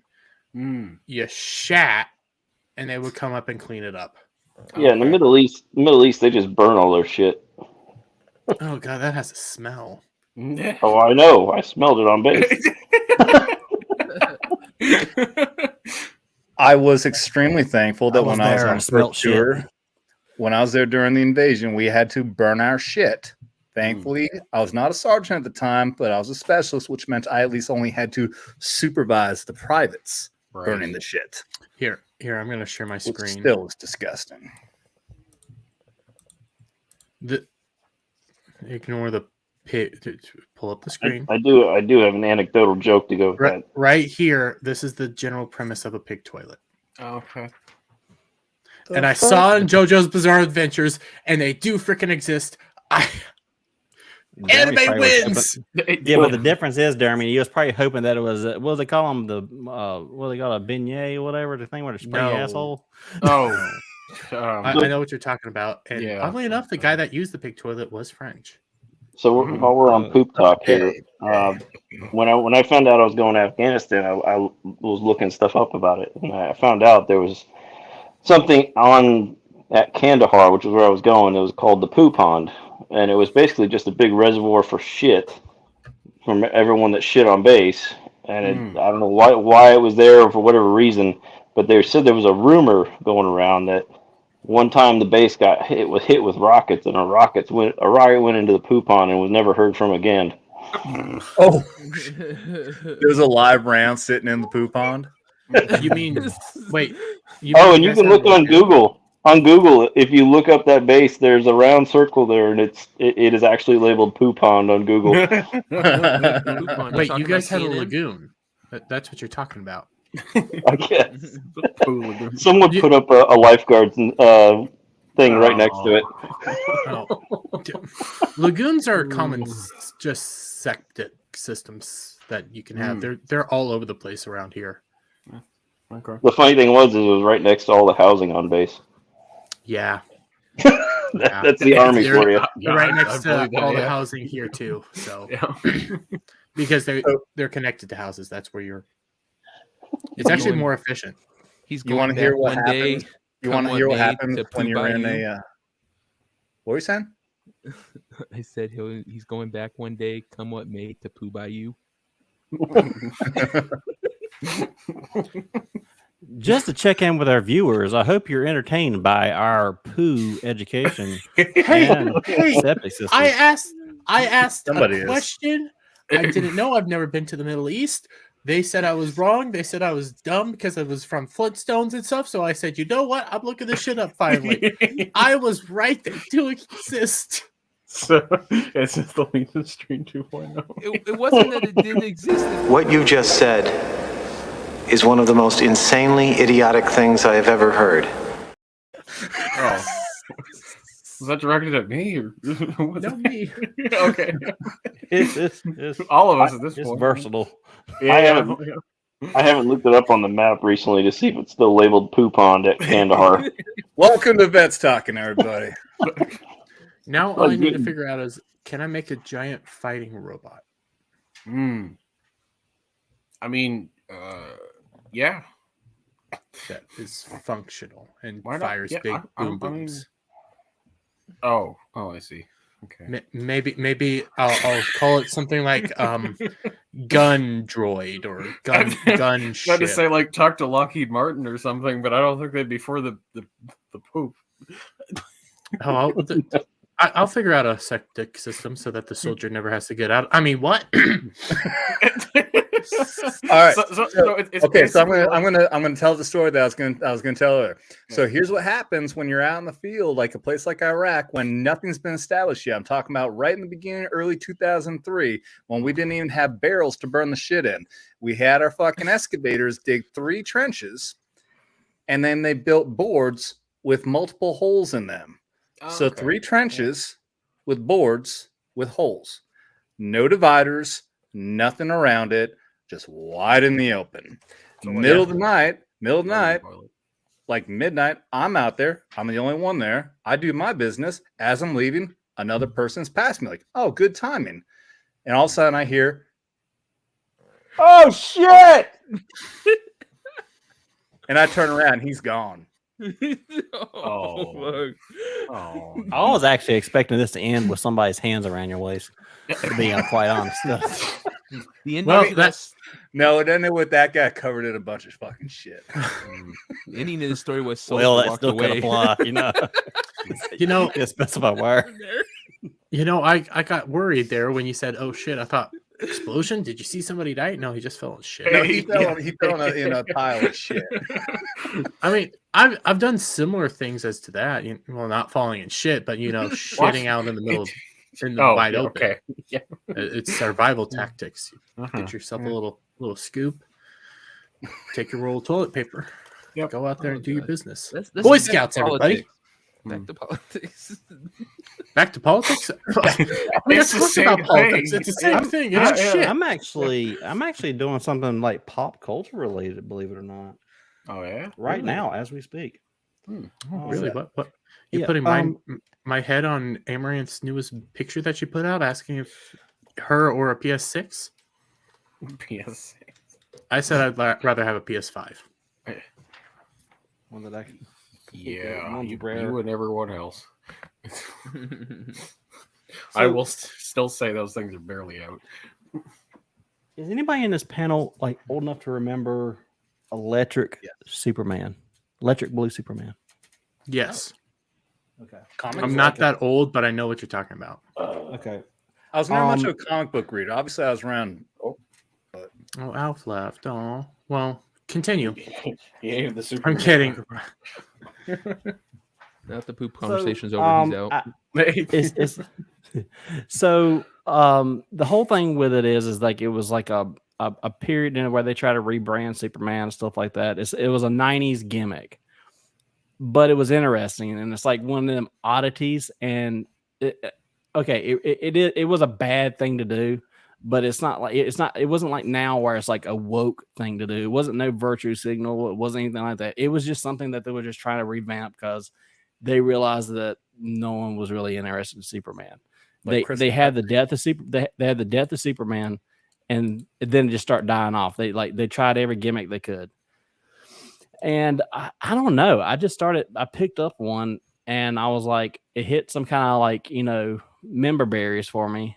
So I ended up buying the whole run, like literally the whole run from 97 to 98, and because it is the only run that I have found that they don't have any kind of like trade paperback for. You can't get this in like a book. You would they have one trade paperback with them in it, but they never finished with a volume 2. And so what I'm actually doing right now, I actually have taken apart. I know so a lot of people like like Az and probably Gary probably like, oh my god, this is like horrible. I've actually taken the staples out of all the books, separated them, cut them in half, and I'm actually have like this cutting board on it, and I'm actually with a razor with a straight edge cutting each one of them out so I can put this into a hardbound book. So I'm going to be some sort of idiot that has the only hardcover bound book that has nothing but Electric Blue Superman from beginning to the end. No, they do that. Like fans will do that. Gary's talked about that in the past, that they'll take that apart. They'll do all that hard work to have it commemorated for all time. They'll also laminate the pages and stuff and make sure that they're pristine and everything. Oh yeah, that's what I'm doing. I'm actually going to have them. Now it's literally the Superman run. Like you won't believe how many like Superman comics they had around that time period. You have Superman, Man of Tomorrow, Man of Steel, and then you have Superman. Then you have like the Adventures of Superman. Then you have Superman Action Comics, and it's like all these things. I actually had to make a spreadsheet to figure this out. I'm like, and I'm actually relatively new. You won't believe working remotely as a designer and COVID hit. You won't believe how much kind of like autism like became of this. Like I've developed all these things of interest or whatever, collecting comic books, omnibuses. And now here I am dissecting comics and trying to put them together and then make a hardbound book. Because I will not buy floppies. I will not do it. Yeah, it's either trade paperback or nothing. I knew it. You don't like it floppy. Yeah, exactly. Hard and I like a hard cover. Hard or nothing at all. Hard. I like it nice and thick. Yeah, it 600 pages, or I don't do any milkshake. Nice and thick. Have you seen Soldier's hot dogs that he sells? Oh God, what? So, Raster, what's your thoughts on AI Devil art? made me do it. Yeah. What's the thoughts on what, Jeremy? AI art. AI art. AI art. ART. Oh, I'm kind of like, I actually tried it a little bit now, and not as much as y'all, because I was like, oh my god, the stuff y'all coming up with. And what's that, Star Trek Next Generation? Oh no, you were talking about... That's my bad. I didn't mean to shit right now. I'm boomerang things.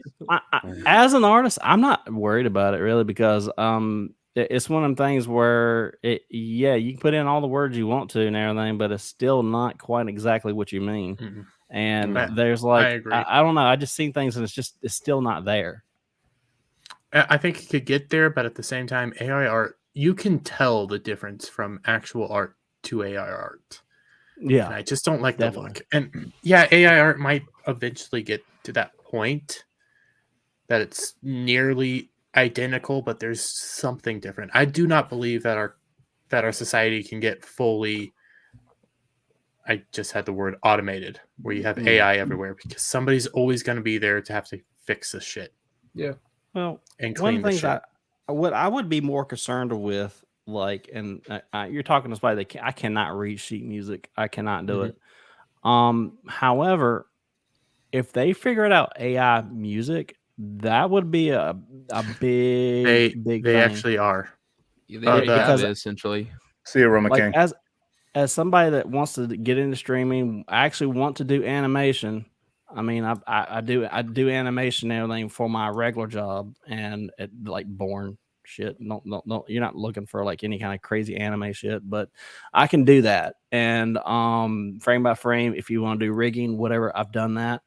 But one of the things that really sells almost every bit of animated media is, or any kind of, even with film, is the music. It really is. The music is the soul of this. And if you can like say, hey, I want you to take the soundtrack from like Hans Zimmer or something like that and mesh it with pull one out of my ass. Brian what's his name? Brian Tyler. Like, he's very like ultra like generic or whatever, but you take someone like Hans Zimmer, like it's like the creme of the creme, and say, hey, make this sound like this, but with this, because that's what most normies with music is going to probably say, and then it turns out a whole soundtrack. You know how like crazy that would be? Oh, Elf. Oh, Yeah. There you go. Well, so He does that. I get the flack. So speaking of AI art, not AI art, but AI songs, the voice mod that I use for everything, they have been working on text to song stuff, and I can use it right now. Like, they have a version because I bought the full thing. They gave it to me for free. It's not there yet, but I can make a song. DJ Wormy in the house. I can make a song like tomorrow. I'm not creative when it comes to singing. The AI music, they essentially already have Talkin, what's up, buddy? all those songs that the generic pop stars that you have 400 of, that I don't know any of them because I don't listen to that shit. They have all their songs are written, or not all of them, but a lot of them are written by programs, algorithmic programs that say what, put this phrase in here, put that in there. So it's already kind of semi AI. They just hire some, teen girl to sing it. But otherwise, yeah, it's already here essentially. I mean, because with music, it is mathematical, and there's certain, if you take a collection, like a lot of like, you can have an artist that might have a certain drawing style, but that's completely different now than, because you're drawing a representation of a 3D object onto a 2D surface. But music is music. You can sample that music from different types of, like, ranges or whatnot, and assemble it together to be, I mean, basically in a sense, whatever. It doesn't have to be fully original, and it can be original by just taking little bits here and there. Like, you have Danny Elfman from like Batman, mixed Batman with this or whatever, and make it a complete mix. I would imagine AI would be able to do that. And to sit there and say that, you could turn around a complete soundtrack that sounds better than something that comes on TV. If you want to hear a shitty soundtrack, listen to like anything from like CW. Oh my God. Yeah. But I'm just looking like, imagine like Wormy Dermy just being like, with a headset on and some dead mouse like helmet on. Well, here, I was testing it out with the AI song generator. Are we gonna hear Dermy sing Wrecking Ball? No, actually. Came like a wrecking Wait, I ball. forgot to do something. Stop. I forgot. To sing WAP. I could. I get my wet ass. No, I did something generic. Hide. Share my screen. Yeah, just share it. All I did, To you, Happy birthday to you. Happy birthday, dear Marines. Happy birthday. Oh my god! So it's not there yet, but I just typed that all in. I chose the song. Oh my god! I chose the instantly singer. got. I I typed just in got the it. lyrics. Oh my god! I just got an extra chromosome by just listening to that. So it's relatively easy. They're getting there. It's just not there yet. So, well, I would say I don't know. I think my thing is I think the what's going to be revolutionary is not the vocals. I still don't have much expectation for vocals, but I'm talking about completely instrumental, where the benefit from that would come from someone that can actually sing and put music behind it. Take someone like like Bryson Gray or something like that, where they basically are one man band, and they can churn out albums how they want to and everything, and put on Spotify and monetize it and do whatnot. That's going to be awesome. And I mean, hell, you really honestly don't need to really be able to sing, because you can do the singing, but you can also fix that in post. I can't wait till I could do a whole instrumental chorus and make the epic music myself. Yeah. Oh, that would be so fun. Gregorian chants. Yes. I would make an anime with that shit. With tentacles. Yes. Tons of tentacles. Speaking of anime,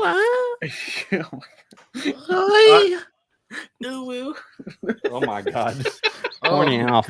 It gets worse. Alf, who is that? I forgot who that is. I recognize that's the one it. who wrote. She wrote the article on Gary. Oh, right, yeah. They made me defend the evil corporation. No. What was I going to say? Oh, yeah. The Crunchyroll only has 3 episodes of Chainsaw Man that I can watch without, buying into the premium. I'm like, what? I cannot tell you where to watch Chainsaw Man on stream. Go to that website though. Yep. You the little Yeah. Okay, thank you. They do it on the Brave browser as well. I have no idea what that is. What are you talking about? Cool. Yo ho ho. Yeah, we're talking about yo ho ho. Oh yeah. You know, going to a port. Okay. The pirates look for me. What did you change it to now? What is that? That's what you need to be watching. Oh. Okay. Oh, that's transitioning. Robotech. Yeah. Oh Robotech. yeah. Okay. One of the first mech animes. Right. Yeah. That ended up getting beat out by Gundam. Yeah. Gundam. I think the biggest problem with Robotech is they went into litigation nightmare, and no one would. They just couldn't break. So, like 3 different companies own pieces of it, and they won't give up. Which these days is a good thing. Yeah. I wish companies wouldn't give shit out, because here in a few months, we're going to start getting information on the live action Gundam series. Nice. Oh god. Okay. By Netflix. In the hallway. See, oh god, in the hallway crying. I'm so sorry I offended you. Okay. See, In the old I did days, grow it was up. nice. I remember Only watching my lesbian girlfriend could be a pilot. She could show them men how to actually fly Gundam. But I guarantee you one thing they're going to get right. One thing, and I'm not a weeb. I am not. I have actually watched only I think like bits and parts of like stuff in the Gundam series are not related. I think, and y'all have a weird timeline. Like I can't Gundam? stick to one ability. Yeah, Well, I don't know what's canon. Gundam's very unique because it has multiple different timelines. Yeah, so you could take there's the Universal Century that spans several different series, several different storylines, but it's one canonical generation. But then you get like G Gundam, which is its own, Wing Gundam, which is its own, 00, which is its own. It gets all crazy. What's the one with the burning fist? The one where they literally fight with that's G Gundam. That's my personal favorite. But and one thing I noticed that there's one consistent element that I know that Netflix will be able to nail down. There's we have one Clifton Duncan on the street now. What the heck? yeah, baby. All right. And every Gundam series, yeah. in every Paying Gundam. attention. Oh yeah. In every Gundam series, I want to see where you're going with this. Yeah. Every Gundam series, the protagonist speaks and acts like a little bitch. Like he goes in this whole thing about feelings and stuff, like for 20 fucking minutes before he finally makes the finishing Not blow. true. And he's like, okay. Not true, because I can give you 2 of them where they do not do that. Actually 3. 00, Wing, and Iron Blood Orphan. 00 and Wing, the main characters are basically like uber autistic and don't have feelings. And then in Iron Blood Orphan, yeah, he talks about feelings now and then, but he's a monster. He is he's a child soldier that has no feelings anymore. So he doesn't talk about them. Yeah, he just Netflix will ignore that then. Yeah. Well, I just like I said, I just introduced Phil to the Robotech, so I kind of gave him a brief synopsis that there's 3 parts and they do like time jumps between each one. So honestly, the first part, which is called the Macross Saga, is probably the best of all 3. So, and you get that right up front. So enjoy. Yeah, thank you. I tell people check out G Gundam simply because it knows what it is. It's not the greatest Gundam series ever. It's actually kind of crap, but I love it. And it's Dragon Ball Z meets giant fighting robots meets Street Fighter. Yeah, I do remember watching, what was it, Gundam Seed or something when I was a kid. Seed Destiny, and I can't remember the last one. I didn't know there were so many of them. I just I remember kind of enjoying that. Like it was around the same time I was watching like Dragon Ball Z and Inuyasha and all that. When there's some really good anime out there that even people that say they hate anime or aren't weebs could get into. Please name them. Please name them. Vinland Saga. I know Lofty says Vinland Saga a lot. Vinland Saga is fucking good. Berserk. Fucking amazing. Read the manga though. Golden Arc trilogy. That's also good. Then there's equally like phases to Lofty, like Dragon Age thought. Yeah. All right. If I could interrupt, we have somebody else waiting in the back room. You know this. In your back door. Should I let him in? Yeah, let him in your back door if you can. He's pounding on the door, everybody. Yeah, Alf. You cool with the? Wait. Yeah. I hate to say it, but Marine. So. Oh God! Get your crayons ready. He might be a Marine. That's Clifton Duncan, man. He might be a little impatient. Dude. You know, representation. We can't give up our diversity, but you did volunteer. All right. Yeah, we're kicking the black man out. All right, I'll go my way. Good seeing y'all. See ya, Alf. Alf, you got a thing you want to pitch before you go? And he's gone. Well, he's like, you're gonna be hearing something from your back door in a minute.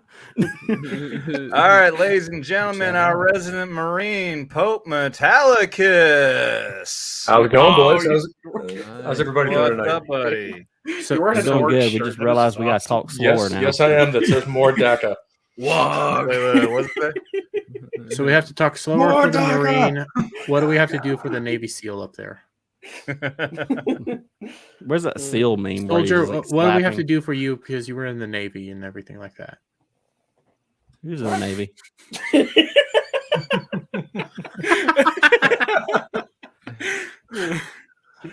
Air Force? Did I get it wrong? Yes, I was Air Force. Yes, me and Alf are Air Force. Space Force. Yeah, Space Force. Yeah, no, that was before my time. That would have been so cool. Yeah, I was actually F-16 crew chief. I actually did something. The rest of the chair force. You need to adjust your camera. There you go, buddy. Okay, so what were you? You were infantry? Me? Yeah.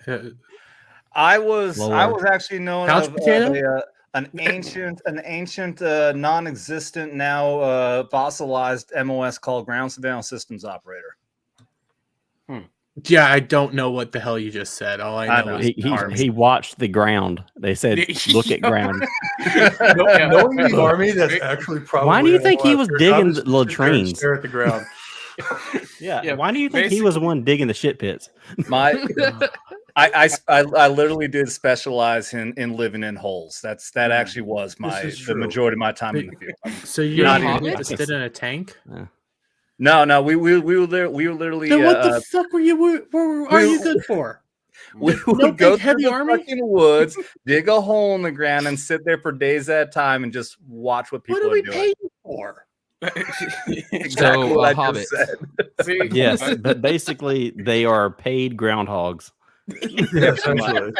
Well, you never dropped. Keep your heads up Yeah. and go back down. I love all the videos of like stolen valor people. It's like it's like, oh, what was your MOS? It's like, oh, I was a fighter. I'm like, okay. Oh, infantry, special forces, Navy SEAL, JTAC. I'm a veteran from the meme wars. That's about it. Oh, me too. You know, When we honestly, I stormed really the want to beaches get of one of them Harambe. Yeah. VFW hats or whatever that says Meme War of 2016 on it. Have like two bronze stars.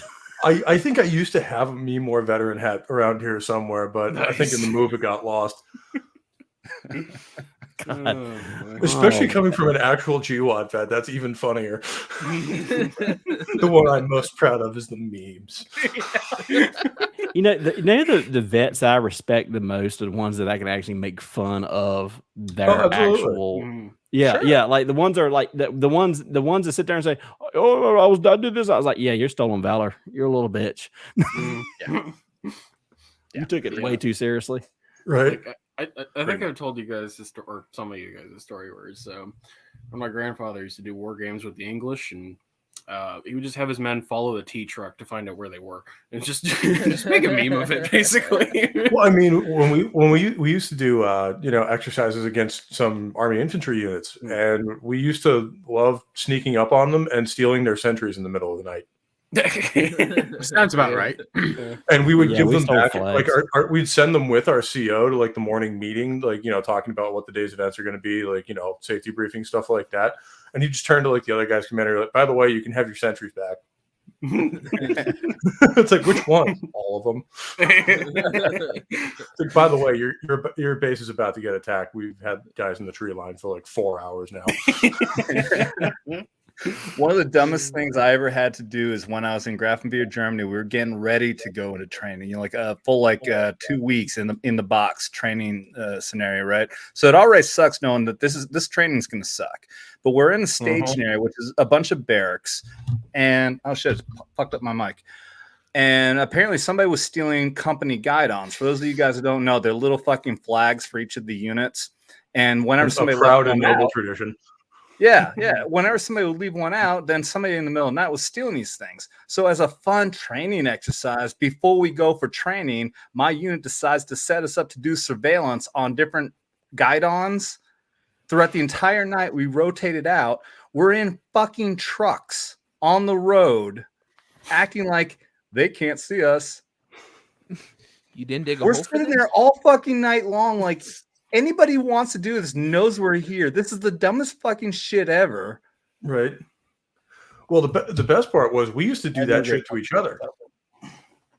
Like there was one very proud moment I had when I was with 1-5 where I was in Alpha Company and Bravo was right next to us.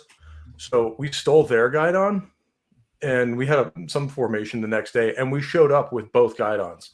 On like the left and right, like because the guidon's supposed to be in the front right. The guy in the front left was also carrying Bravo Company's guidon. What's really cool? It's really cool is that while all y'all guys are doing that, losing it, and we marched by in perfect formation with theirs, but like the company commander's back is to us, so like they're all getting the shit and smoked out of them, and then they're like looking at us, and you can see the heads track, like, you motherfuckers. The really cool thing, Air Force, we kind of got something like that too, except we do it to all the other branches. Is while y'all all doing all that stuff and everything, we just take your women. Well, I thought that was Jody. Because I'm pretty sure both the Army and the Marines, we admit our women are ugly. They're ugly as fuck. That is not true. Marine women, it's either a 2 or a 10. They're either smoke show or they look like some dude's grandmother.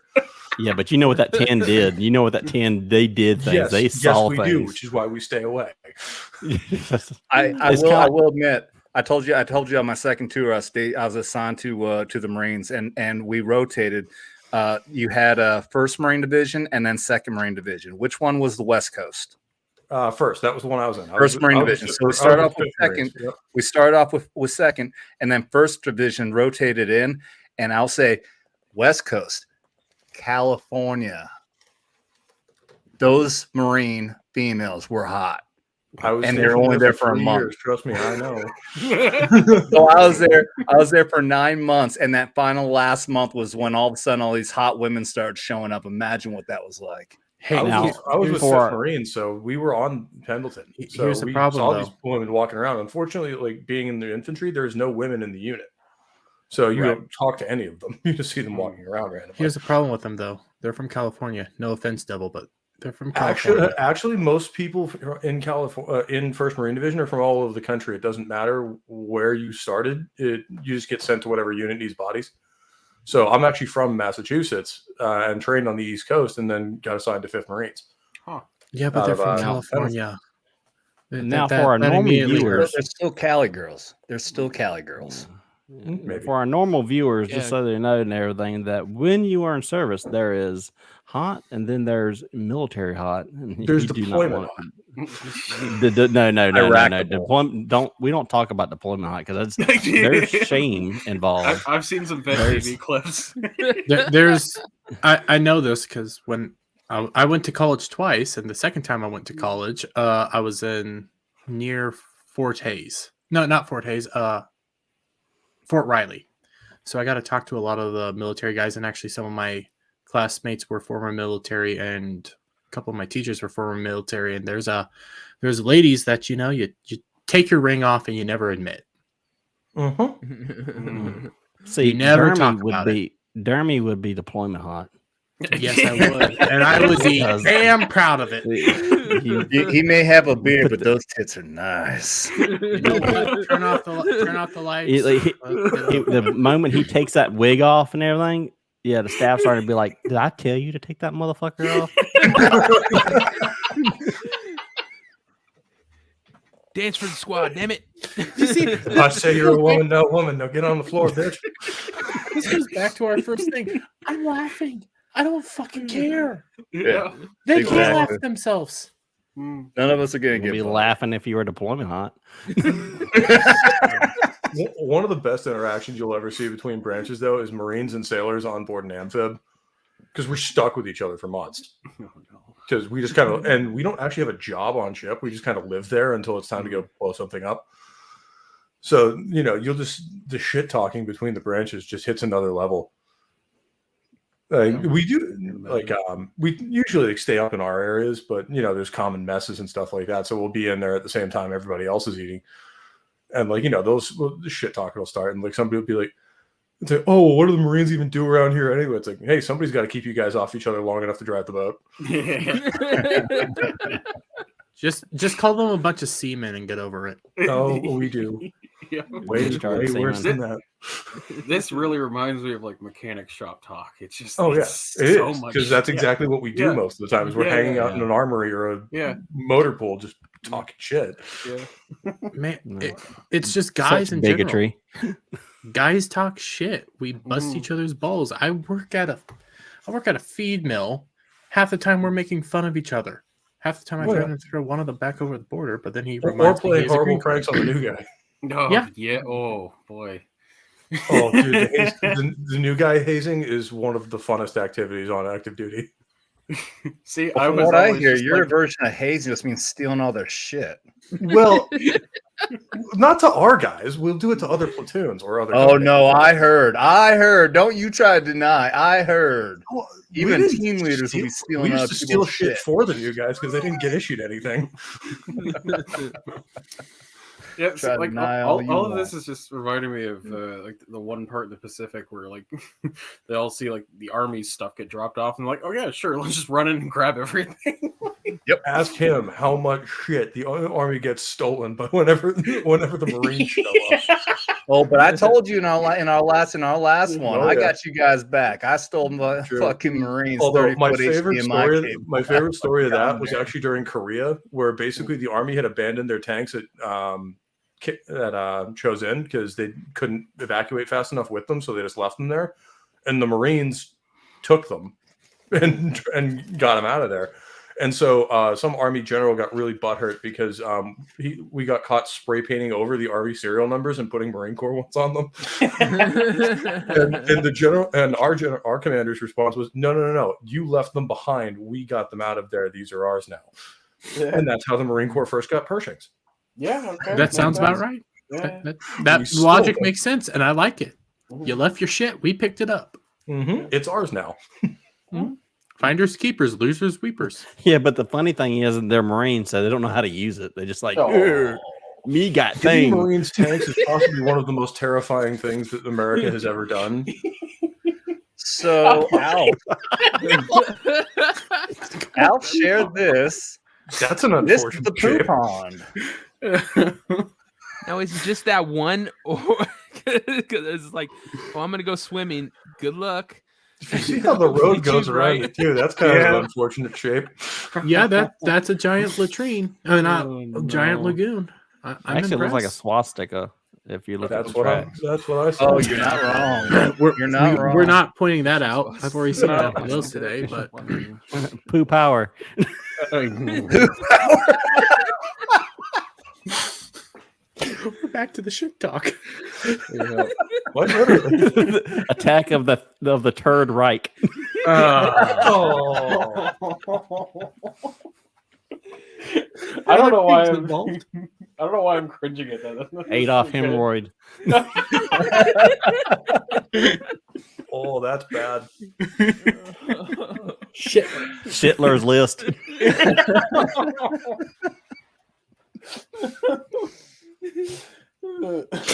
For burning in hell. You guys got Balschwitz. Taco Bell shits. Okay, all right. I have to ask, what are those things? What are those little like iron cross looking things out in the middle of the water? In the poo. I see them. I think those are how they clean up the crap. I was going to say that's a coagulation of all the Taco Bell in the local area. Yeah. I have no idea. Those systems work. Those lagoons work in a special way where the bacteria and everything just eats itself. So I'm willing to bet it's some sort of machinery to just assist with it. Maybe it's just somebody. Yeah, maybe it's just one of the Iraqis sitting in there. It's kind of like it's kind of like what they do in Yellowstone. Take them down to the train station. Take them down to the poo pond. These are what the people who drank the goo in Willow turned into. No, they're swimming with the shitters. Yeah. Look what Elf just said. A rocket landed there and was never seen again. The lifeguard chair. I love that. I love it. Imagine that has to be one of the worst smelling places on Earth. Just like, why? Why does this exist? Oh, yeah. Yeah, so now the Army talk. Chair on the edge of the pond and like this. I'm going to move back to the rookie. I'm going to move back to politics for a moment. Did you guys hear the rumor about Lindsey Graham? Not this one. I'm pretty sure he's been in a bathhouse before.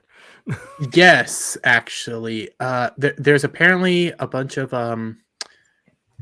hookers, a male hooker system throughout DC called Ladybugs. Lindsey Graham goes there a lot, according to this rumor. Apparently, one of the Ladybugs put this on the internet, so take it with a grain of salt. Lindsey Graham was there, ready to be serviced, and he ain't a pitcher. Oh, I wouldn't guess so he would be. I can imagine him getting on TV. Go ahead and take a shit on my chest. He was in the position. Go Team America. And the prostitute took a look at his ass and said, "Oh my God, it's so disgusting. Can I wipe it off for you real quick?" Lindsey Graham replied with, "Oh, don't worry about those. Those are just my little ladybugs." And they were tons of moles. all over his butt.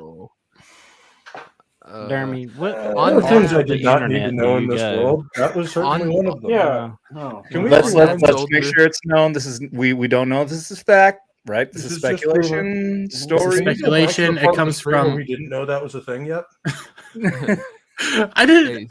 I heard it on Nick Ricada when it came from Fair and Balanced. Oh, okay. And she has time I Jerry, I connections and didn't even know stuff. you were still here, but thank you for letting us know that we just missed it. Yet another thing Nick Ricada has shown me. Sorry, that I Sherry, didn't but want we're to not see. changing the conversation. Yeah. It's still going to be just as grotesque. Between that and Jack Murphy, I owe Nick Ricada for a lot of bad nights. Yeah. I just wanted you guys to, enjoy my suffering and enjoy the things that I know. Yeah, Every time I hear Lindsey Graham, I keep thinking about the guy from like Family Guy and everything that talks with a lisp. Yeah. Oh yeah. I know Hello, what you're this talking about. 911. Hello. Oh no, Jeffrey. Oh no! Now just use that voice and have him say, "Those are just my little ladybugs." Yeah. It's my little ladybug. Once you hear that story, once you think of Lindsey Graham, that's all you can ever see again. It's this idea of those are just my little ladybugs. No. I'll tell you what, if Not Herbert. memers in South Carolina ain't worth their salt if they don't put ladybugs as like part of their campaign signs. It's the feeding them ducks. We're going. Jeremy, the scary part is that you move your chest I don't as think if you know Hell's how good to enough. do I the think devil milkshake. will start running. I kind of don't, but at the same time, I probably do. Hey, soldier. I got to get out of here so Alf can come back in, and I'm gonna. No, we're up on 2 hours. Well, I'll tell you what. What do you guys think? Do you want to wrap it up at 2 hours? You guys want to hang out? I'll give it up to you. I'll leave it up to You're in Matt. charge. You're the drinker. Yeah. I mean, Sure, that sure, could very sure. well be the problem, though. I It have only enough. gets I can worse keep from on here. going. I can hang out for a little bit more, but not I'm too down. much. Either way. Sherry wants more ducks. You want more ducks, Sherry? I'll give you all the ducks. Okay. All right. Well, I'm you out want of me here, to guys. It was nice hanging out with you. Yeah, of course. I saw my own face. Yeah. That was Yep, so you wear- Pope. Celluare's Devil. What's up? I'm Devil Made Me Do It. Nalik3 on Twitter. You can catch me memeing all the shows from the fellowship. So Yeah. Okay, good night. Walk out the back door. see you guys later. Bye. Yeah, walk out. Get out. Glad you Soldier's could make back it. We door. love you. No, get out. No ticket. Al, if you're still around, get your ass in here. No taking. All right. Yeah. If you guys are down to hang out for a little bit longer, we'll keep on going. Yeah, we can keep talking shit. We could. I can call you a Navy SEAL or something like that all night. Yeah. Okay. So you know what's funny? Who? Yeah. Phil. Daddy. Translate Navy SEAL into French. Oh no. I know one word. I don't know if I'm gonna say it. I thought that was There a we go. translation at the beginning. Oh, no. If you were to literally translate the word SEAL for the animal, what would Navy SEAL be in French? It's something fuck, isn't it? Something Marine fuck. fuck. Marine fuck. Yeah. That's what Navy SEAL is in French. Marine fuck. Like I said, I only know a little bit of French, and that was just the stuff I was forced to learn in school. Yet another It says thing in the French, have done Navy wrong. SEAL is just Navy SEAL.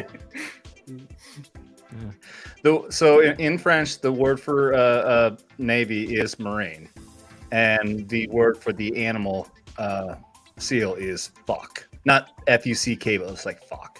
Yeah. Speaking of fuck, Oh, speaking of fuck, Dear God. I'm back, bitches. Alf, I swear to God. You keep getting Raster in trouble. God. You know what? It's like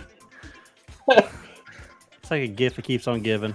That keeps on giving, but you regret it so much.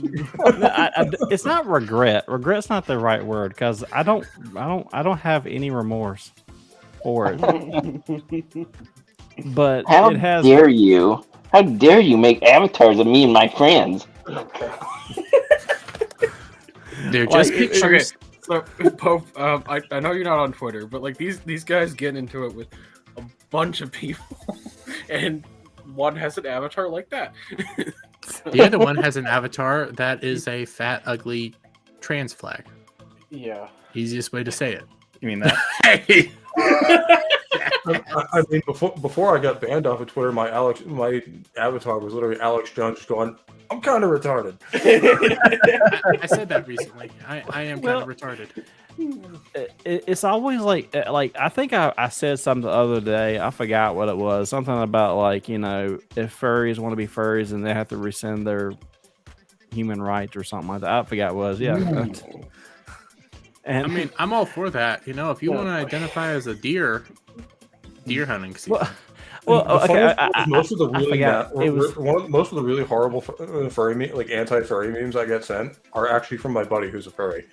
Oh my god! Like I've never met a furry, but I don't know how I would handle it if I did. It's just one of the things. I went into. I'm a weeb, okay. There was an anime club. Went to the anime club. Got to make some friends. Turns out one of the friends was a furry and wore a tail. Oh, okay. Oh. Every day. Okay. Anyway, I was talking to Skirmitar, and like he made something. You know the Flash Kids video with the Black Templars and the furries. Yes. Well aware.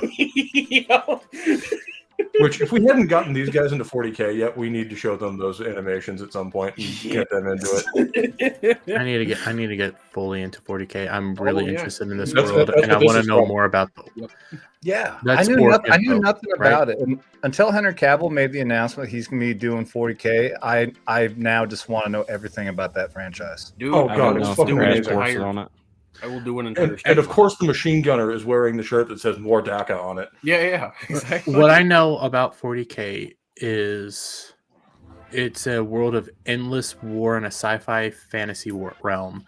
Yep. There's orcs, and the orcs are stupid, but at the same time, they have psychic powers that allow their guns that are technically broken to fire endlessly, and nobody else can use them.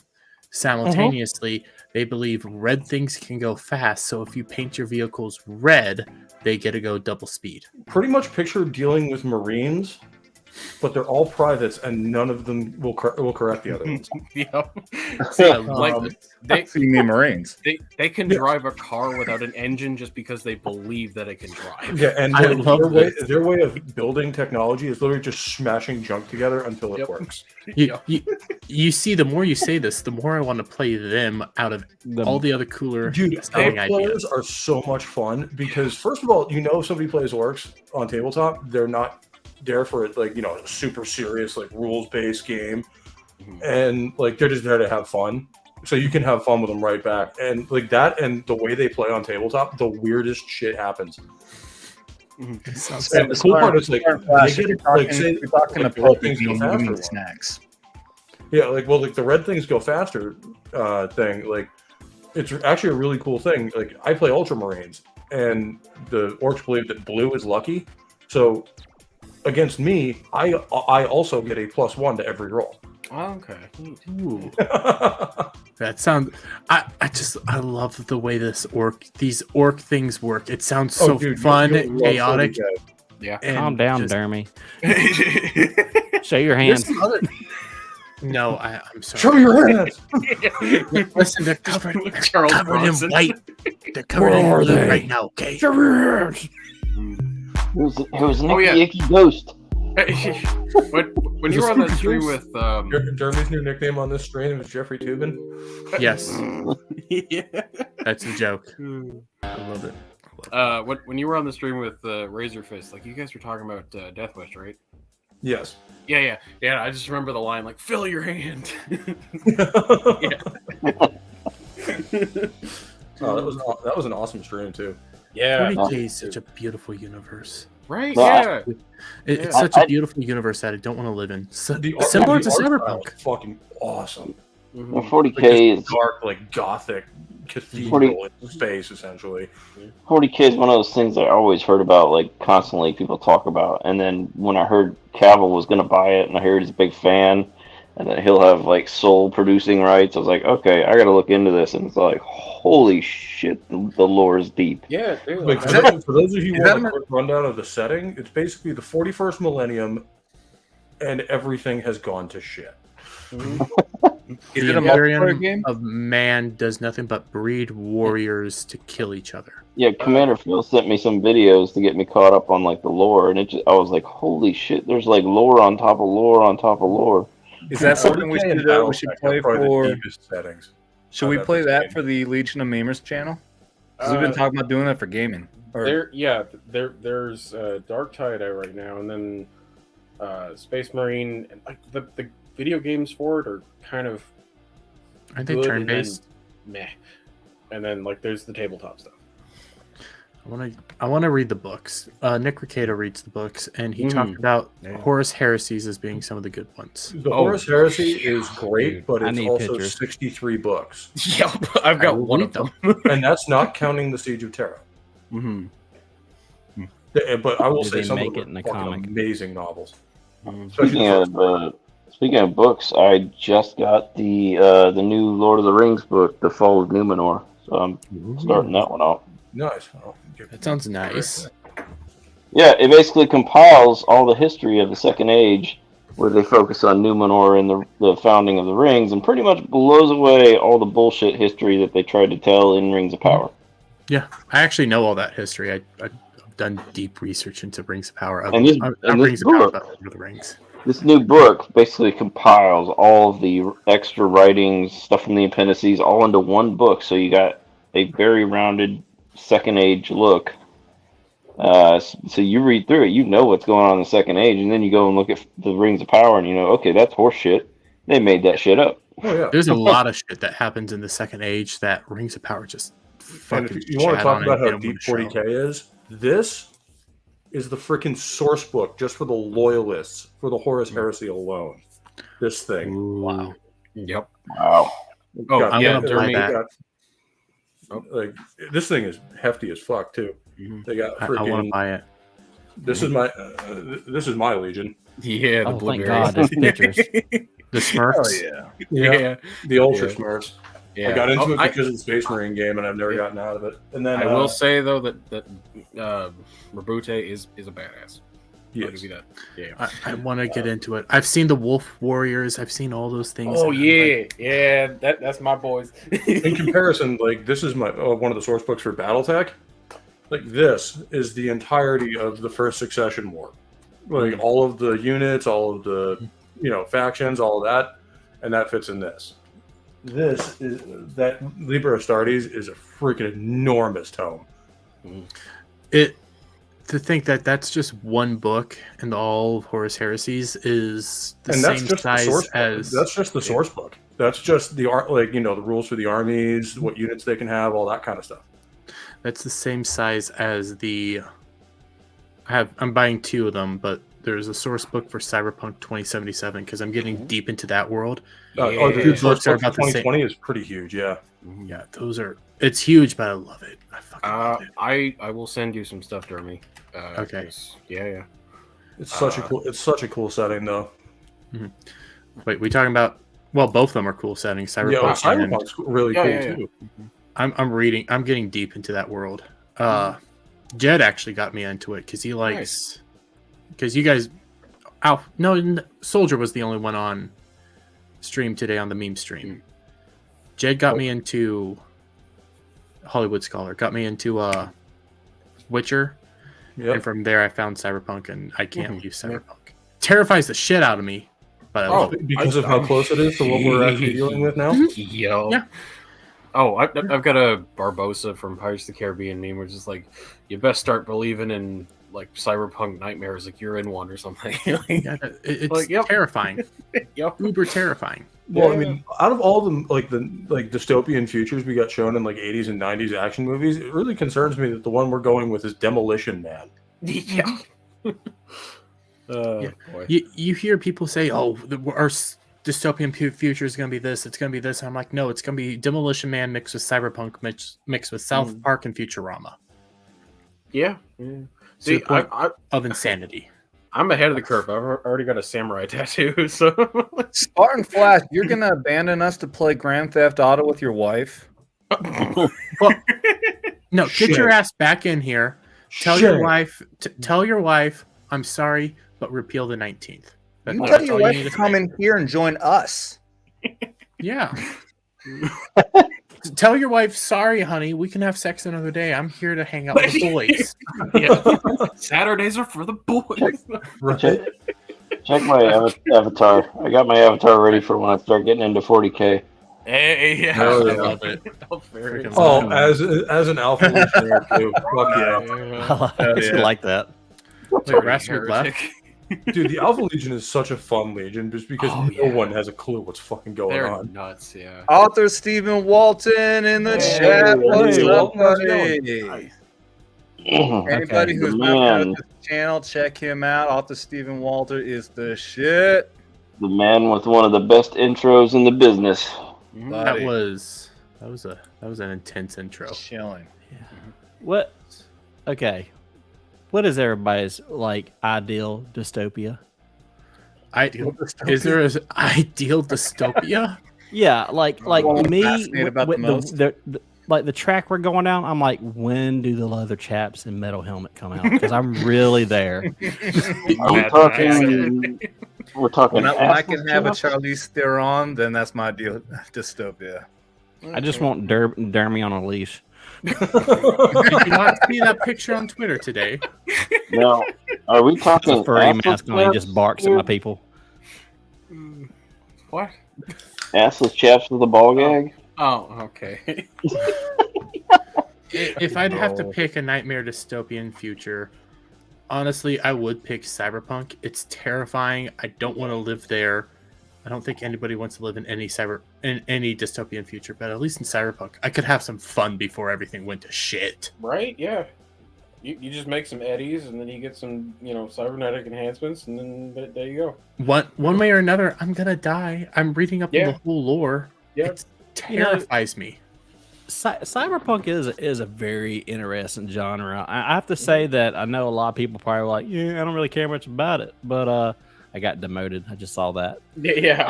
You don't have your face on people. Once you want to show your face, you're up there. Yeah. So, you were triggering his OCD again. All right. So, Altered Carbon. I actually really enjoyed that. I've heard the books are really good. I haven't gotten into them yet. It's something about the concept of having your because if you really think about it, we don't know what a consciousness is. We just think it's like human narcissism that we have a soul, or if you're religious and everything that you have a soul. But the whole thing with despite your beliefs or whatever, it's interesting that they have figured it out. I think it's alien technology. That was their MacGuffin explanation for it, but you could download your consciousness and then upload it to a new body. And something about that was really interesting. And that's how they solved interstellar travel, was basically transmitting your consciousness to another body across the stars instead of like spaceships. Kind of interesting. Yeah. The cool part about Cyberpunk is like 2077 is the idea of being able to mod your whole body. It is terrifying to think that somebody could hack you and see everything and then control you the way you want to be controlled, but make money that sort of thing. Living under the boot of a corporation, but there's also very easy ways to live a very free life. It's not a fun life, but being a nomad would be probably what I would do. It's not a fun life. It's hard work. Like a less. You're kind of free. It's like kind of a less, 80s homoerotic version of Mad Max. Yeah. Okay, to be fair, Jeremy, the only reason you're saying nomad is for Pan Am. Not Dermy's not getting away from his I'm leash. actually more into Judy. I love Judy. Oh, and yeah. I might have found the trick to getting with Judy without having to do a mod and also being a man at the same time. Really? Okay. Stream safe mode. Huh. She does not consent. Well, she's a lesbian. So the way I mod her to consent. The way this works in Cyberpunk, not Cybercade. What? Cybercade? That actually sounds kind of fucking fun now. Anyways, Sounds like Cyberpunk, but cyber. they don't care about whether you're a man or a woman. They care about the junk. That's what they care about. Because you can be a dude, have a dude body, but with a vagina, or be a woman body with a big ass dong.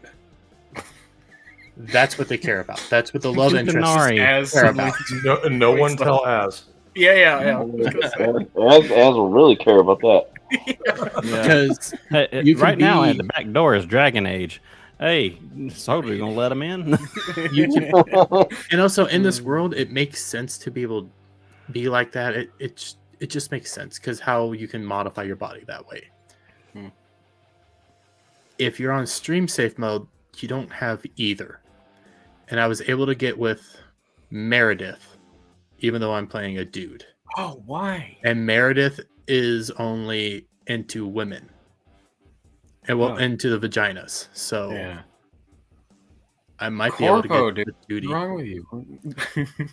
I didn't. I'm playing it for the first time. I know. text her. I know. I'm like, hey, I said this on another stream on Monday. I was like, hey, I could get a job from her. It's Militech. There's a lot of good. It's Militech. That's military-based weaponry there. Instead of no-tell motel. Oh, what's this? Yeah, that's what happened. It's like no-tell motel. What the hell is this? Okay, maybe it's a sleazy place that she'll give me a job. I walk in there. I see the baton on there. I see her in BDSM gear. I'm like, oh fuck, what did I do? For our viewers, just so you know, Dermy just came out. Yes. Yes, he did. Came out as trans. Yeah. Yes. Actually, So I'm leave us trans alone in the on sense Twitter. that I have nothing down there. Okay. Like a Ken doll. Eunuch. Yeah. I'm a Kindle. That means, ladies, you don't have to be worried. I don't have a feminine penis. Okay. I just have nothing. Jesus. By feminine penis, you mean a clit. That's called a clit. There's going to be some woman out there saying, we can fix him. Probably is someone out there that can fix me. All the doctors couldn't. Why do you think you could? I'm looking up 40K things now for some reason. No, I do want my cyberpunk or my dystopian universe that I actually live in. I'd probably pick BattleTech because it's really dystopian. It's not dystopian. It's really just Machiavellian in that you have a bunch of great houses all fighting over control of known space. Essentially, none of them ever actually win. And it's just this constant war that's been going on for like 500 years using giant stompy robots. So it's more of a territory battle, more or less. You're not fighting to win a war. You're fighting to maintain your territory. Well, you're maintain and expand. It's more like feudal Europe in a lot of ways, where you fight over certain planets and stuff like that. And they're all trying with you. Nobody ever does. Phil, did you get to that third episode? Yeah, Sherry knows what's up. He's there. Sherry knows all about Dermrants. Yeah, but like, I'm staying a trend with you prey. because like the Imperium is basically just constantly failing because of everything around it. It's not as grimdark as 40K. Like, okay, there are actual like accomplishments, and sometimes things even tend to be looking up for a minute, and then something else happens. But yeah, in terms of what like the actual like mechs and stuff, I'm in the middle of painting one actually, so excuse the terrible quality because I'm not done yet. But things like that guy right there. Yeah. If it wasn't for the fact that I know I would not be able to pilot a Gundam, I would have chose Gundam. But there's no way in hell I would have been able to pilot one. Is that considered dystopian, though? Really? Yeah. Well, some of them. Some of them, like 00 and arguably Iron Blood Orphan, would be dystopian nightmares. You say 0079 is actually pretty normal. 007 or 00? Gundam 0079, the original. No, yeah, you're right. That's just a war. Like Yeah. Universe essentially I mean, said it's a a war horrible war. until You know, Americans should start Until doing if they Zeta. really want to confuse the fuck out of their audience and just putting like Japanese naming schemes behind everything. Like, like it's gonna like in the new episode of Friends, Ball Z X. Ball Z X Budokai Super. All of a sudden, you have a huge Japanese fan base. I love Japanese fighting games. But for crying out loud, Dragon Ball Z Budokai Tenkaichi 3. Come up with a better fucking name. Same with Naruto Shippuden Budokai, Ultimate that was Ninja fucked off back in the Storm day. 3. Jesus, Every fucking time, Christ. every time they're like talking in the middle of fights and stuff and those things, I'm just imagining the Mr. Bean meme of him waiting. Like, you done? You gonna fight, or are you gonna be sit there and talk about your emotions and shit, and how I killed your father or something? I mean, sometimes you get some emotional moments, but at the same time, I just want you guys to fucking kill each other. Just go full berserk and cut the man's head off. Cut him in two. I would be the most horrible anime character. Yeah, you would. You'd probably die right off the bat too, depending on what anime you're in. What are you trying to say, Dermy? Sometimes it's actually more of a fact. He'd be one of the tentacles from tentacle porn. Oh no. Okay, Yes. Phil. Before you go, I've seen myself as a penis this week. Phil, before you head out, what's your dystopian nightmare? Yeah, no, I'm gonna say Cyberpunk too, because just I had so much fun playing that game. Mainly because no one wants to live in 40K. Yeah, Why would you want to live in 40K? I mean, the you good option die. is being a genetically modified super soldier that literally, yes, you're immortal, but your life is literally going from horrible war to horrible war until something kills you horribly. I die immediately. What's the fucking point? Unless But I'm a that's the dork, good I'm gonna ending. die. There's also the Astartes process that could kill you. Yes, So, like, and also your dick doesn't work anymore. yeah, exactly. Oh, so it's like Basically- Cyberpunk. Yeah. I was expecting Phil to say Canada, but I mean, that's the long answer. I'm honestly. already Well, what here, does it man. I want to get Canada. out. Your dick don't work, and Their answer to pretty much any medical issue. Have you considered offing yourself? Yeah. yeah. I mean, how do you get more dystopian than that? Like, That's have you what- considered Trust just me. not living? I mean, Oh, Phil can attest. When he told me about Trying that, to- I was legitimately Mhm. fucking furious. Yeah. It just occurred to me Canada has officially jumped into Futurama with suicide booths. Yep. That's why yeah. I said our future dystopian is Cyberpunk mixed with Futurama, mixed with South Park, mixed with, and I can't remember the other fourth one that I threw in there. It Matt takes all Groening the did it bad again. parts that no one likes. Yeah, take all the bad parts and The boring dystopia. Yep. it's gonna be hell. I'm reminded of this one meme. I guess it was something like, "Oh, like, I know you think it's bad right now. It's going to get a whole lot worse." Like, Yep. that's essentially what Canada is. Again, I was talking to Hollywood Scholar about this a couple days ago, and we were saying, "Hey, shows can't get worse." And then Origin came out, and then we both said, "Hey, shows can't get worse." And then Velma came out. Yep. They're that private in the field where it's just like, hey, at least it can't get worse, and everyone else is turning around. Why? Why do you have to fucking say that? So after Velma, we said It will be we're that not age gonna, to get worse. we're not going to say it can't get worse because we're expecting The Last of Us to be worse. I mean, We're after a couple of expecting times, when somebody says it can't possibly get worse, we should legally be allowed to punch that person. Hey, at least it's not In raining. Minecraft. Oh, Yeah, fuck you that. just have that one grizzled sergeant in the background, like, why?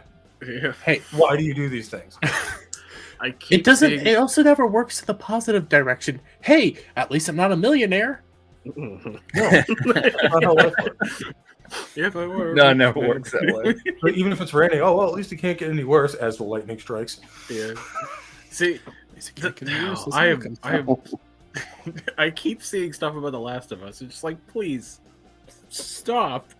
Like, it's not too Just late. abort I- mission. Get this Yeah. thing out of here I before am- we see a scene of it. I am saying a prediction here. I'm serious now. at least episode 1 and 2 will not be that bad. They might just be simply boring. They might have some interesting aspects, but for the most part, nothing bad's going to happen. Episode 3 is when it's set to go off ship, and that's where I'm reviewing up to. If I'm just done by episode 3, I'm not going any further.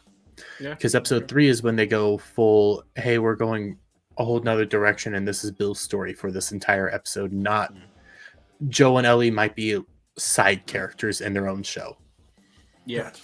So I mean, I'm pretty go sure Az and maybe Jane Theory is gonna react to it. So that's what I'm looking forward to. Az, that poor fucking man. Like, he is going to go insane eventually. Yep. I'm doing the same thing when now. he did the Batwoman reviews. He's just going to be on that slow spiral into madness. That's why I also do G Gundam reviews every Saturday. The way I started this one was like, because of Velma, I love this episode even more, even though it's not that good of an episode. It's very campy. I just needed this. Yeah, right. Like, this is my therapy session for the week. Yes. So the girl that plays Ella, Ellie. Ellie. She's non-binary. Yeah, non-binary, and she made that thing. It clicked to me today. Her head shape, making fun of the poor girl. She can't help it, but guess what? I am. She looks like that person from the 80s movie that, like, you ever seen the movie Mask? Not The Mask, Mask. Yes. It's about this deformed kid. Yeah. Eric Stoltz played him.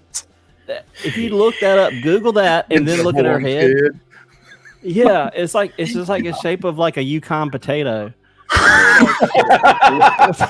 Original Mr. Potato Head. That does it. I'm making a meme. That's not an incorrect description. She has a head that you get if you turn her head upside down, it will look the same. It's the shape of it. I will make that a meme. She came.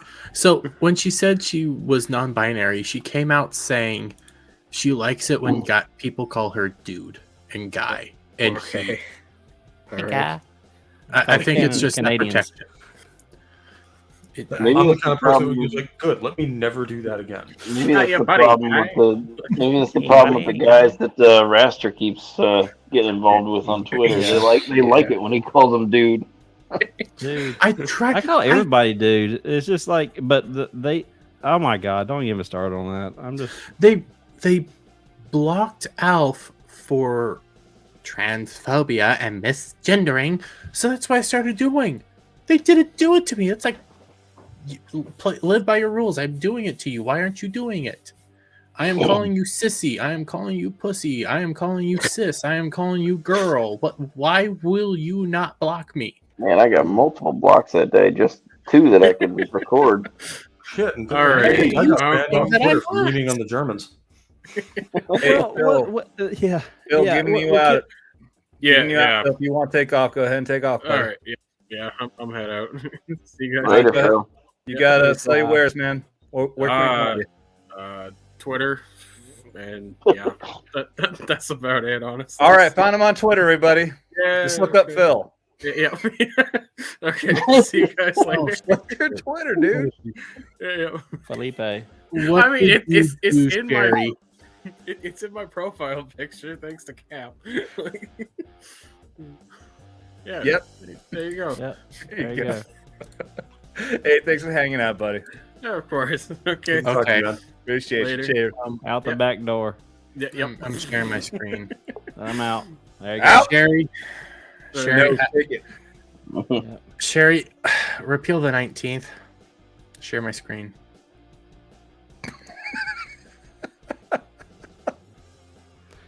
Somebody better follow that up with the freaking with the Doom guy. Did she intentionally make your mouth maliciously? I don't know what.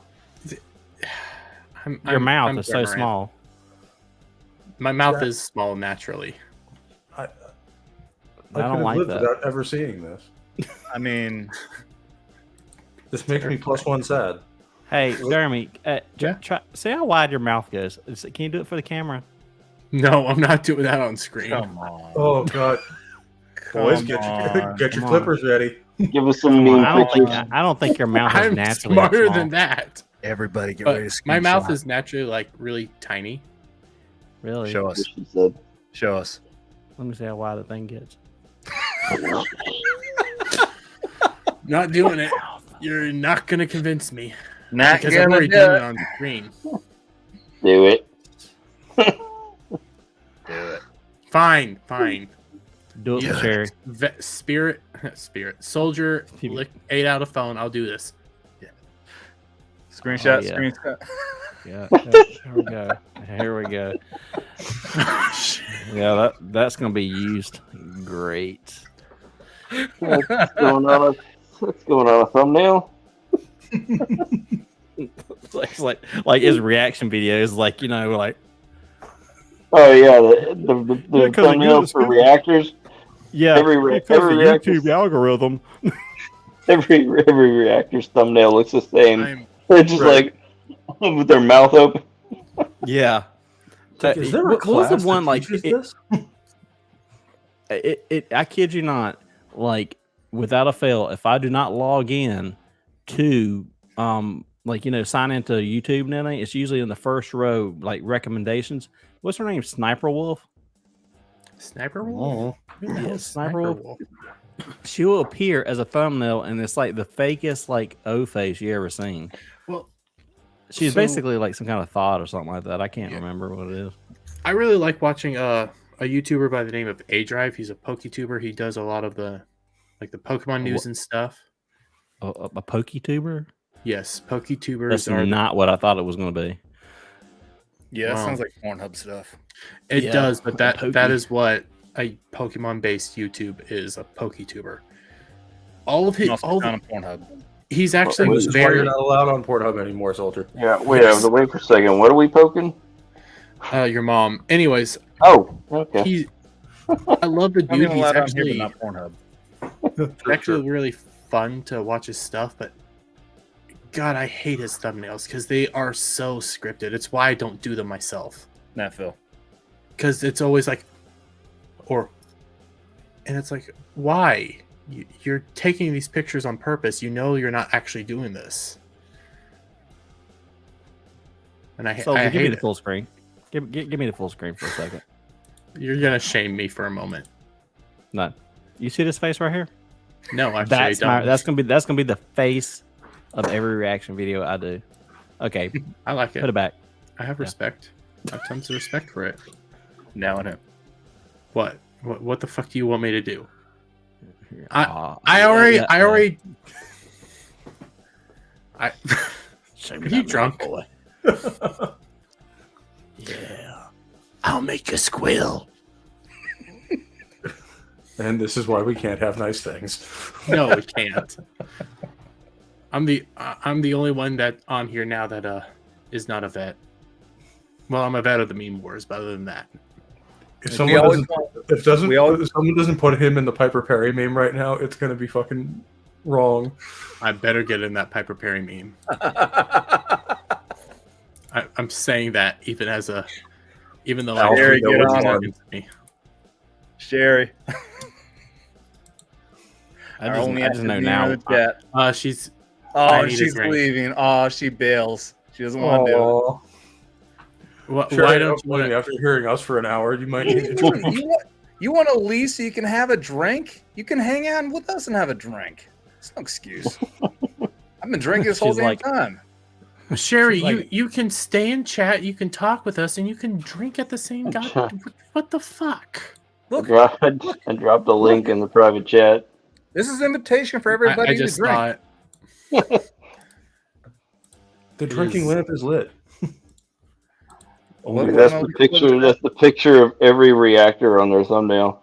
it's the scream every fucking time. Yes, I see. What's the that? That Yeah, screaming yeah. goat video and everything. Just do that with like Dermy's mouth like wide open. I can meme that. And to think, Shit. we thought the internet would be this vehicle for massive change in mankind, and now we use it to make cursed images. I love whenever people talk Yeah. about like how would you describe your phone going back to caveman? You hold it up and you say, this is the machinery that holds all of human knowledge. I use it to argue with people online and look up cat pictures. And make images that will scare my friends. Yes. No, I'm just not go like- back to the 80s. Just go back to the 80s. That's all you need to do. You don't need to go back to that era. Try to explain it to somebody in the 80s.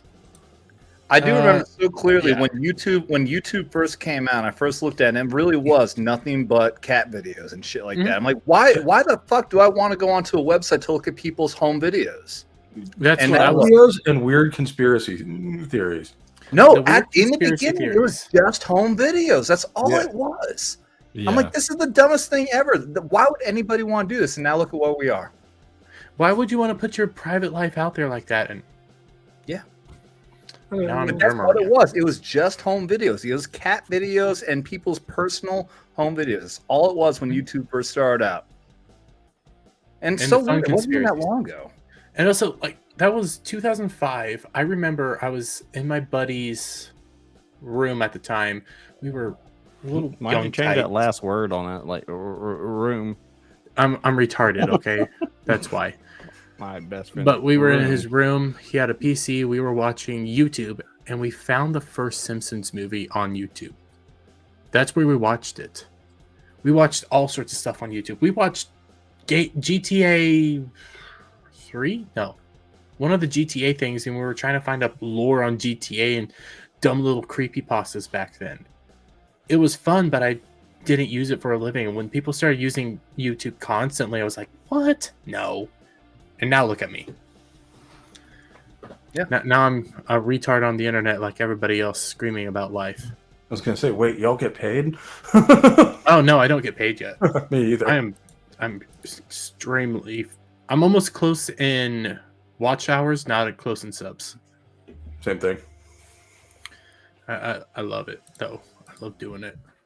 Yeah, I that's gotta what- say, this has just been fun for me. And I've only been, this is now 2 weeks now. I've had this set up and doing this. It has actually become a form of an addiction to me in a very good way. I'm actually not concerned about getting monetized so much as I'm just enjoying this.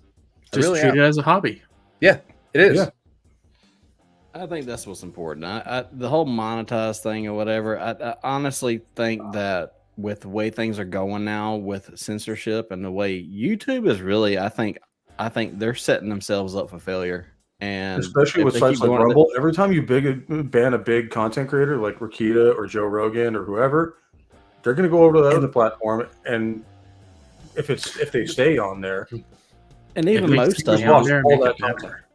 yeah, and most of them are like, they might start off at YouTube and like, well, okay, after this hour, we're going to go cut straight to Rumble for like, like uncensored content. And then everybody's going to probably be like, well, why don't I just go watch the whole thing there and not have to worry about the switch over? And That's what I do with Rakita now. I just watch it all on Rumble. Yeah, and like I'm trying to plan out a series on like political philosophy, just talking ideas back and forth, but only on Rumble because there's some shit we just can't talk about on here.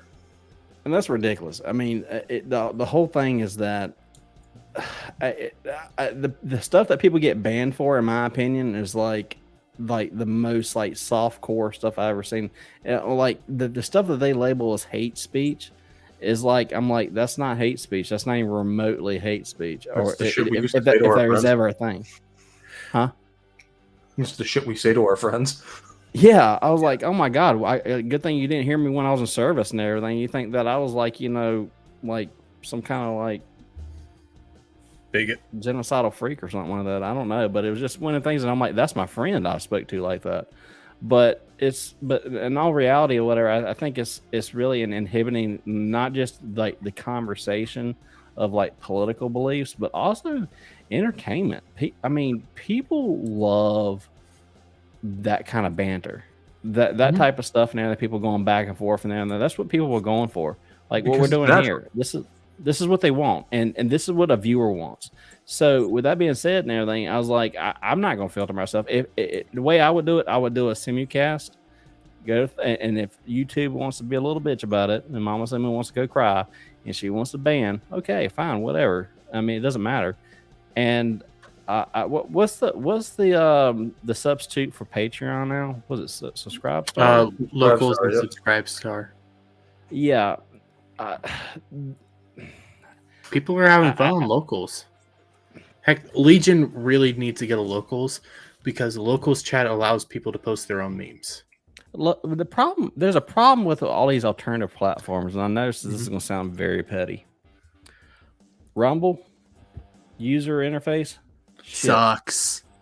Oh my god, it looks locals like is nice, but I will counter that because YouTube used to suck too, and then once the content started getting on there and people started using it and the money started flowing in, that's when it started improving. And Rumble's come a long way in the last year. Stand by, Jeremy. Stand by. Oh, yes. Yes, that's what I'm talking about. You asked for it. You asked for it. And what Raster wants, Raster gets. The only thing missing is all of our freaking avatars. Oh, that's what you're trying to say. In a circle. Just... Yeah. Doesn't matter if you asked for it. We all wanted it.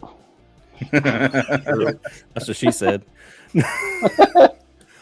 So, all right. So, get ready to find out what an FNG is.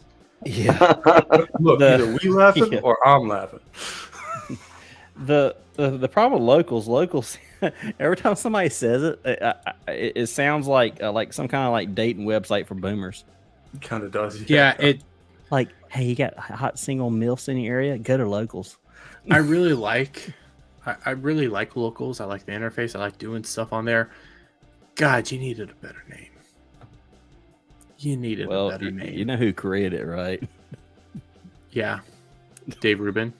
Yeah. Hey, he wanted his locals. Okay, shh. I had this idea I had before. So he recycled his old idea. It was a good idea. I'm not even going to mention on stream because it'll probably get us kicked. What, the F word? No. In terms of like the locals thing, it kind of reminds me of the Backpage days. I miss back. Yeah. I miss back when Backpages was fun. I think Odyssey's user interface isn't bad, but their bandwidth to be able to handle a lot just isn't there. I think they were tested out back during the Rittenhouse trial. They decided they asked for Cato to do a test on his and they like a stream, and it crashed there. Yeah, it nuked their server. It was just like well, the if you could get Rumble to have the UI of Odyssey and that look, then they'd probably be spot on. For fuck's sake, the hardest part about Rumble is understanding: am I on my channel? Am I on my channel? Because I have my backups onto Rumble and Odyssey. I can find my videos on Odyssey a whole lot easier than I can find my videos on Rumble. Because you have to make 2 separate channels. You have to make basically 2 accounts just to put up your shit. And then you have to figure out, am I on the right thing? You consolidate it, make it 1 account. Say, hey, I can put my stuff out on this. I don't need 2 different things because I don't want anymore. I'm using you as a backup. Why do I have to make multiple stuff on your stupid thing? I love that idea, Rumble. I got so thrown off by that when I was trying to set up and I was trying to get videos uploaded on there, and I had no idea there was a difference between a user account and a channel. Mm-hmm. Yeah. And now what's really messed up too is because I didn't know what to name it. I called it Vets Talk and said, and I tried to change, have it 2 words. You can't do that. It has to be 1 word. Okay, so I have Vets Talkin'. But then when I found out there's a channel, now I have a channel called Vets Talkin', 2 words. But if you look up Vets Talkin', you'll find both. And I can't change the fucking name of the user account. So I have to put a thumbnail on there that says, this is the user account, can't change the name. And on the other one, it says official account. I just call them both Jeremy Wormy. You'll figure it out. They're up there. But usually what I do, I'm going to start trying to push my Rumble a little bit more just to build that up. But what I'll do on my Rumble account is I tweet out the video, say, hey, click this, follow this, and try to get the information there. It's so... One of the other problems Rumble is, and I hate saying this, but it needs an algorithm. It needs something to be able to feed people content. The meritocracy I love. Hey, more thumbs up, push those videos up the algorithm, but have an algorithm. I think you need to be. I think creators need to have a genre that they need to select, say like you're interested in 4 things, and then it populates based off those 4 things, and they even a the algorithm like YouTube has. Yeah, and basically what would work is, let's say for example, for what we watch, like we watch a lot of stuff for the Fellowship and everything. Well, if they see like current viewers similar to you would watch these videos, so recommend those videos. I don't need to see clips from like Bongino and crap like that. That's not what I'm going to watch. I want to see stuff like that. I do find that there's a problem with they do have like a similar problem to what like Parler has.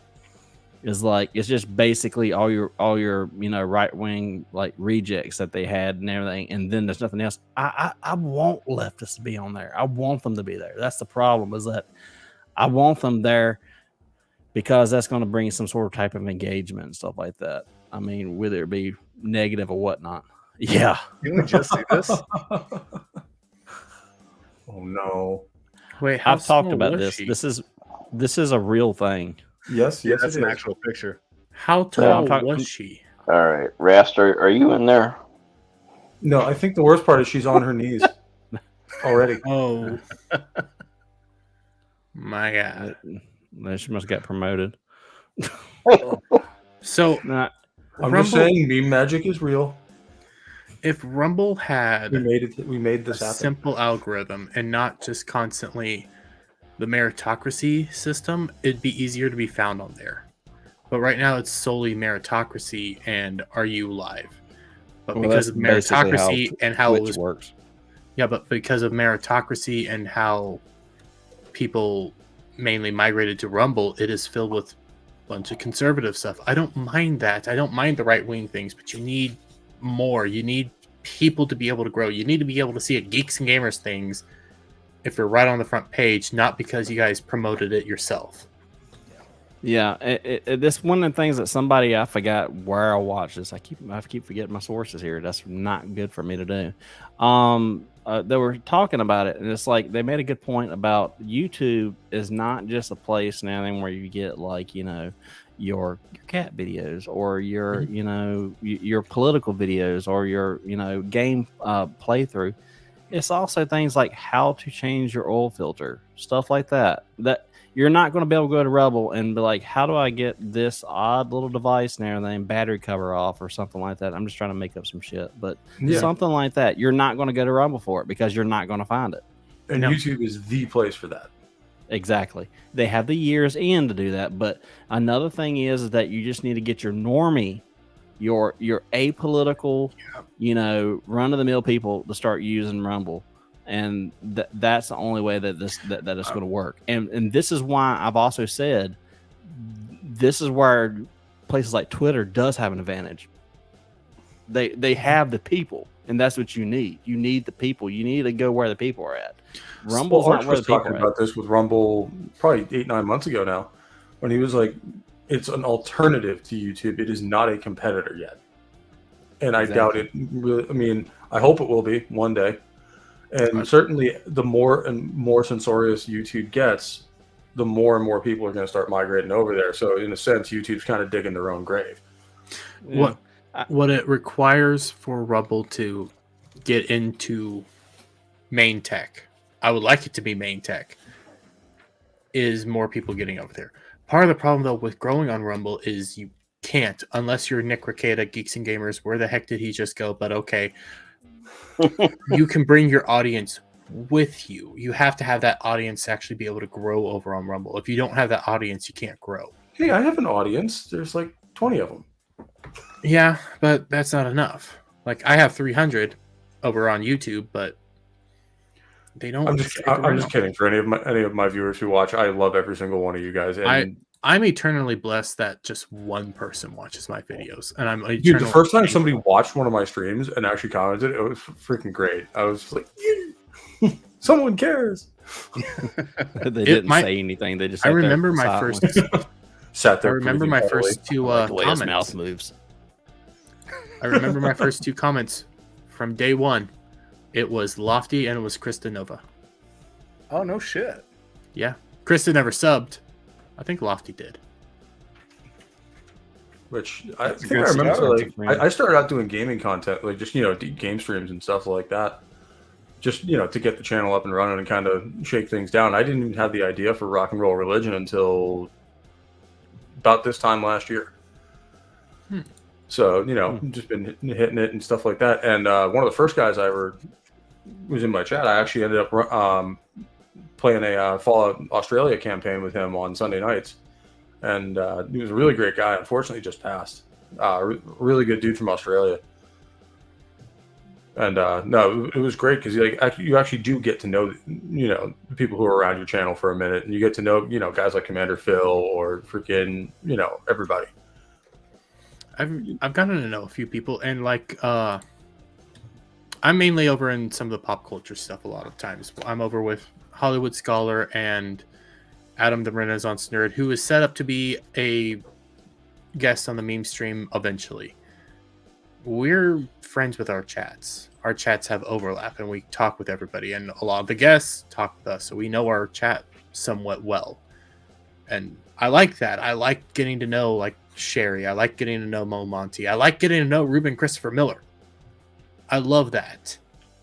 And I'm eternally grateful that any of them want to come over and watch my videos. By the way, come over and watch my videos, guys. I love you all. And I've actually had a couple of guys from the chat on the show. Mm-hmm. And that's cool as hell. In fact, one of them's going to be starting streaming here really soon. And that's really awesome. If I can, get more people involved in the conversation, publicly, then that's freaking a win all day. Also, most of us started off just simply in the chat. Yeah. Simply in the chat. Some of us couldn't do a whole lot like me because I was always working, but I got convinced to do it. I've been talking to you guys a lot longer than this account has even existed. Because I was, chatting using my just normie user account, under my actual name. And so I was just, rando number 500 million something. But, and then I decided to actually start my own channel. So I set this up and started doing my own thing in October, right about the Geeks and Gamers meetup in Boston last year, because I was there. Nice. That was a really fun time. Met some really, really great people. I finally made my channel, would have been August, because it was shortly after Anime Matsuri. Okay. Because I went down there mainly for the Flashcast, then it became a big thing. And I talked to Jeremy and Ryan, Krista, and Steph, and they talked me into doing it. And then it was just about finding the thing to do, and I had my dinky little phone at the time, and I reviewed Prey. Didn't hate the movie, didn't like it either, but didn't hate it. So, and I did it all off my phone. I've been having a struggle with because I always would want a formula if I was do a video and everything, like what format you want to do it in and stuff like that and everything, what percentage is live streams. And one thing I do not want to do, and I noticed that a lot of people like Jeremy recommend it, is having a separate channel for live streams. I'm just not going to do it. I want my content in one area. There's a reason for that, and it makes sense. When you do live streams, your channel hits a live streaming algorithm. When you do videos, your channel hits a video algorithm. That's something they were talking about on F&T a few weeks ago, because Az has been doing so many live streams, his daily videos have been suffering. So that's one of the reasons. I think it depends on what percentage of each you're going to do. If you're going to do mostly videos with maybe one stream a week, you may be okay. Mm-hmm. Now, but if there's a lot of streams, I would think I would like to do maybe some art streams that I would occasionally do and everything, but at the same time just talk, kind of like a Bob Ross type thing. Yeah. So what you can do is on your channel, have your main channel, do that stream, but a day later, 24 hours later, unlist the video, but make sure you put it in I just had the name, in a playlist first. That way it stays up and people can find it in the playlist, but it's no longer public. So they could go back and watch it if they want, as long as it's in the playlist. And that's how you keep your channel from getting caught onto those live streaming algorithms or stuff like that, unless you want to be on those live streaming algorithms. Which most of my content is live streams, so that works for me. But I also do, the occasional solo video, like just a rant about something I'm into or whatever. Like I do, like the occasional comic book review or something like that, just because I like it. And most of my videos are Ryan Kennel or Quartering or whatever. Insert person here who does that, the algorithm chasing. I can kind of see this turn into half and half. Like I want to do regular live streams, but I also want to do very much like you just said, like a Ryan Kennel type formula, and do a lot of small videos, news updates, and stuff like that. So I could, if what you're, I get what you're saying. So if there's an algorithm set up, I guess it makes sense, especially because my channel's still so new to divide into two, huh? You can do whatever you want to do. It's about you figuring it out. I would do kind of like what Gary did. He built up his main channel as much as he could, and then he split off a Nerdrotic Live. And whenever he makes a video and posts it on Nerdrotic Live, he will send a message from the community tab on his main channel, because more people are likely to check his main channel, and they'll see that and go over there and watch it. So. And it becomes the reason I don't like. You have to do it basically, and it becomes a pain in the ass. But always build up your first channel, then build over to like dailies, lives, or stuff like that. That way, your main channel, you have your people there, then you can split it out. But that's just going to be how it has to be. YouTube is, you'll find your own niche. Everybody has their own style, and everybody grows at weird paces. Like I was talking to Adam today about it. He started YouTubing like 2 years ago. He's up to 2,000 subscribers and stuff, and he didn't grow until Wheel of Time. He was not growing until then. He had maybe 100 some subscribers, and then all of a sudden shot up. So it's going to take time to build. You'll never figure out what the heck it is that builds your channel. I think it's also how genuine you are about the topic you're talking about. Because Disbrew, he's a perfect example. When he started, he knows a lot about Lord of the Rings, and when he started covering Rings of Power, that's when he started blowing up because he knew what he was talking about. Yeah. People can tell. People aren't stupid. They know when you're knowledgeable of a subject and when you aren't. So that's why I picked heavy metal. It's something I know a lot about. It's something I'm passionate about. As you can see, I have a freaking guitar sitting right there. Mm-hmm. So, it's really just finding whatever you like talking about and then just figuring out the format. My G Gundam reviews do shit. I don't care. I like talking about G Gundam. I like talking about pop culture. I like talking about anime. And to be frank, Disbrew does do well on his Lord of the Rings videos, but it doesn't speak just Lord of the Rings. He has other entertainment stuff, but that's usually what hits big for him. So, you could, like, for instance, you hit, metal music, but there could be specific part of metal music that you talk about that really gets you some banger, views, but you still cover it all, Yeah, I mean, basically every week we pick a band or an album, or in this case, tomorrow I'm talking an artist, Michael Schenker, and just going through his catalog and then talking about it with some guys who know a lot of this shit, who know a lot of stuff about it. It always helps your channel, of course, to get picked up by one of the big guys. Like that's also something that helped Disbrew. It wasn't just Lord of the Rings; it was Gary and Geeks and Gamers. They really helped his channel. Love the dude to death, but it's a fact. I don't want it. If I get picked up, I get picked up. That's okay. I'm fine if I don't. That's the thing, though. As someone like Gary or whatever, when they see someone, if they're not. They're pretty good critics when it comes to finding someone that is can just get on camera and talk and know what they're talking about. If they pick somebody, they're not just throwing their picks around. They know who they're picking. They understand what they see and they like what they see. It's the exact same thing like with the memes. We can have some of the best and the most interesting, the most detailed, time-effort fucking memes possible and get almost nothing. But as soon as Nerdrotic finds one of the shittiest, fastest, whipped-out fucking pieces of crap ever and decides to share it, all of a sudden you get 10,000 impressions in fucking no time.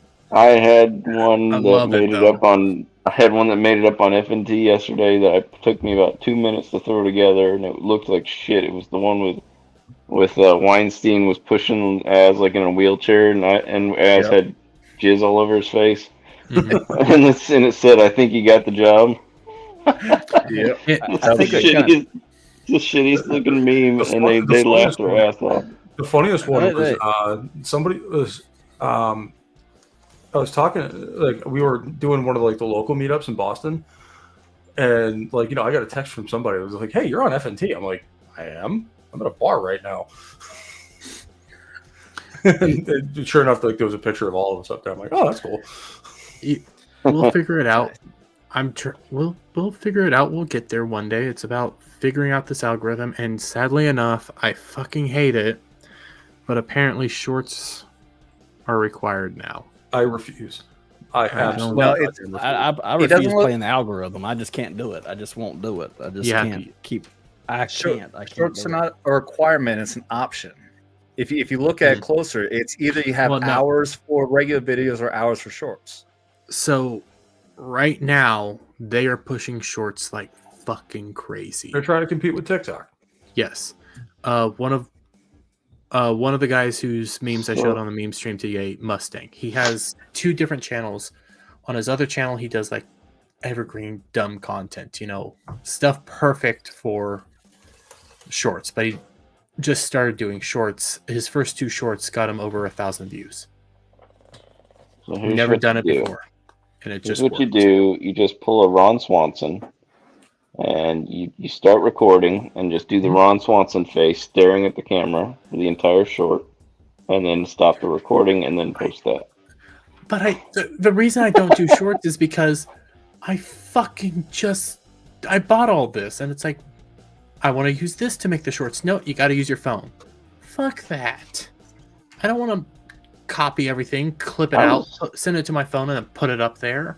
Since I got some guys here, I clipped some memes that I had that going on a stream, a few streams, and I was trying to make those clips into shorts to put out on my channel, and I could not figure it out because it wasn't giving me the option to take that clip and make it a short. That's what I was trying to do when Dermaranth came out. The first time I did Dermaranth ever. Well, no, the second time when I wig and everything. I wanted to make a short of it, put it up on my shorts channel, and I couldn't figure it out for the life of me. And that's when I said, I'm not going to do this. Yeah, so I don't know if I have to do it from an actual PC or laptop, but doing it from the phone, I could not. You have to do it. Change that clip into a short. So you can make the clip on your PC. Like, you can take that segment out. Doing it on the PC is easier. Okay. You then email it to you in some way, shape, or form. Somehow get it on your phone. From there, you put it on your phone and you send it out through your phone. That's how you make a short. And it's fucking retarded. Okay, so the clip has to be saved like in my photo roll, not saved in YouTube. Okay. Yeah. Because you have to, that's how, like, take Quartering, for example. He's been pushing shorts like crazy. He makes them all on his PC first, then sends them over to a phone, and then uploads them. Or a tablet or something. Yeah. I don't really call myself a YouTuber. I don't put stuff up on my channel, even though I have one. I usually just help and participate with the Legion channel. But what I was going to do is take, snippets of my memes that made it on streams and just kind of do shorts doing that. But I've got to figure that shit out first. It might be easier to do on a tablet, but they don't make it easy. And all the short channels are now, everybody that does a short, all they're doing is reusing their TikToks. There is nothing new. It's just TikTok. I'm gonna be honest with you, can see the TikTok symbol half the time. Yeah. I mean, I've watched a couple. You put a sexy dancing lady in front of me, I'm gonna watch it. Fair. I still don't watch it. Yeah, those boobs. I'm gonna at least watch a few seconds of it. Yeah. And then you see that stack of quarters start swinging the skirt, and you're like, nope, on to the next one. I don't know. It's just something about like this chasing of the algorithm, and I even catch people I like that I know they're doing it, and it's like, okay, how many times are we going to talk about this today? I'm like, my interest is fading. And another thing is that we're always thinking in the context of YouTube, but we're all wanting to leave YouTube, and these other places are not going to necessarily play the same game. And the only reason YouTube is pushing shorts is because they just want a piece of that pie that TikTok has. That's it. That's the only reason. Hey, Rogue Attraction. Hey, Rogue Attraction, how's it going, man? And Hey, not grab the link, jump in and join us. when it comes to like YouTube as well, like what you're wanting to do, art videos and stuff, those do well relatively. They're somewhat more evergreen style because people will go back and watch them, and evergreen content is gold. That is stuff that prints money. Part of the thing is I also wanted to have Caster on, so we'll have, you know, back and forth and everything where we do political commentary but also pop culture as well, and more or less take nights now and then to do art streams and stuff because it's integrated all into it. So one moment, Raster. The shorts are easy. You guys are pussies. Yeah, shorts are not fucking easy. Okay, I do not have. I don't know how to fucking clip it from my goddamn live stream and send it to my phone so I can post it for a short. I don't know how to do this shit. no, I don't want to learn how to easy. do it. I just think they're stupid. Then again, I'd have the mentality that, like, you know, All right. typical anti-authority mentality of, oh, that's what you want me to do, huh? Cool. I am never, ever going to do that. I think Rogue Attraction just needs to get in here and show you how to do it. Hop in, Rogue Attraction. You want the link? Rogue, if you can tell me how to do it for my PC, I will gladly do it. I'm gonna drop a link for you, buddy. Fuck off. Yep, just open that mouth. Oh, here you go. I'll open my mouth for you, Rogue. They're easy. Somebody get the Perry meme again. Rogue, I'll do it for you. What do you want me to do? Tickle that pickle? Hey, what's a guy got to do to get a rub and a tug around here, eh? Fuck you, Shorzy. You can't do shorts from the PC, so that's where I do all my work. Well, I can't just constantly be on my phone clipping shit out. I do everything the night stuff to your before. phone. Huh? That's not hard. I can send stuff to my phone. I just can't keep clipping shit out on my phone. What do you use to clip your stuff? Huh? What do I use do to you clip use? my stuff? YouTube usually. And Rogue, then I the link. then I have to use DaVinci sometimes, and I don't know how to do the fucking short system. And you have to do it from your phone to upload a short. You can't do it from the website. Yeah, you only work from your phone, you weirdo. I don't.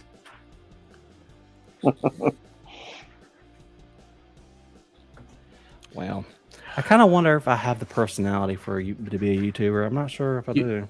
You do. If I do, you Personality do. for this page. What? A what?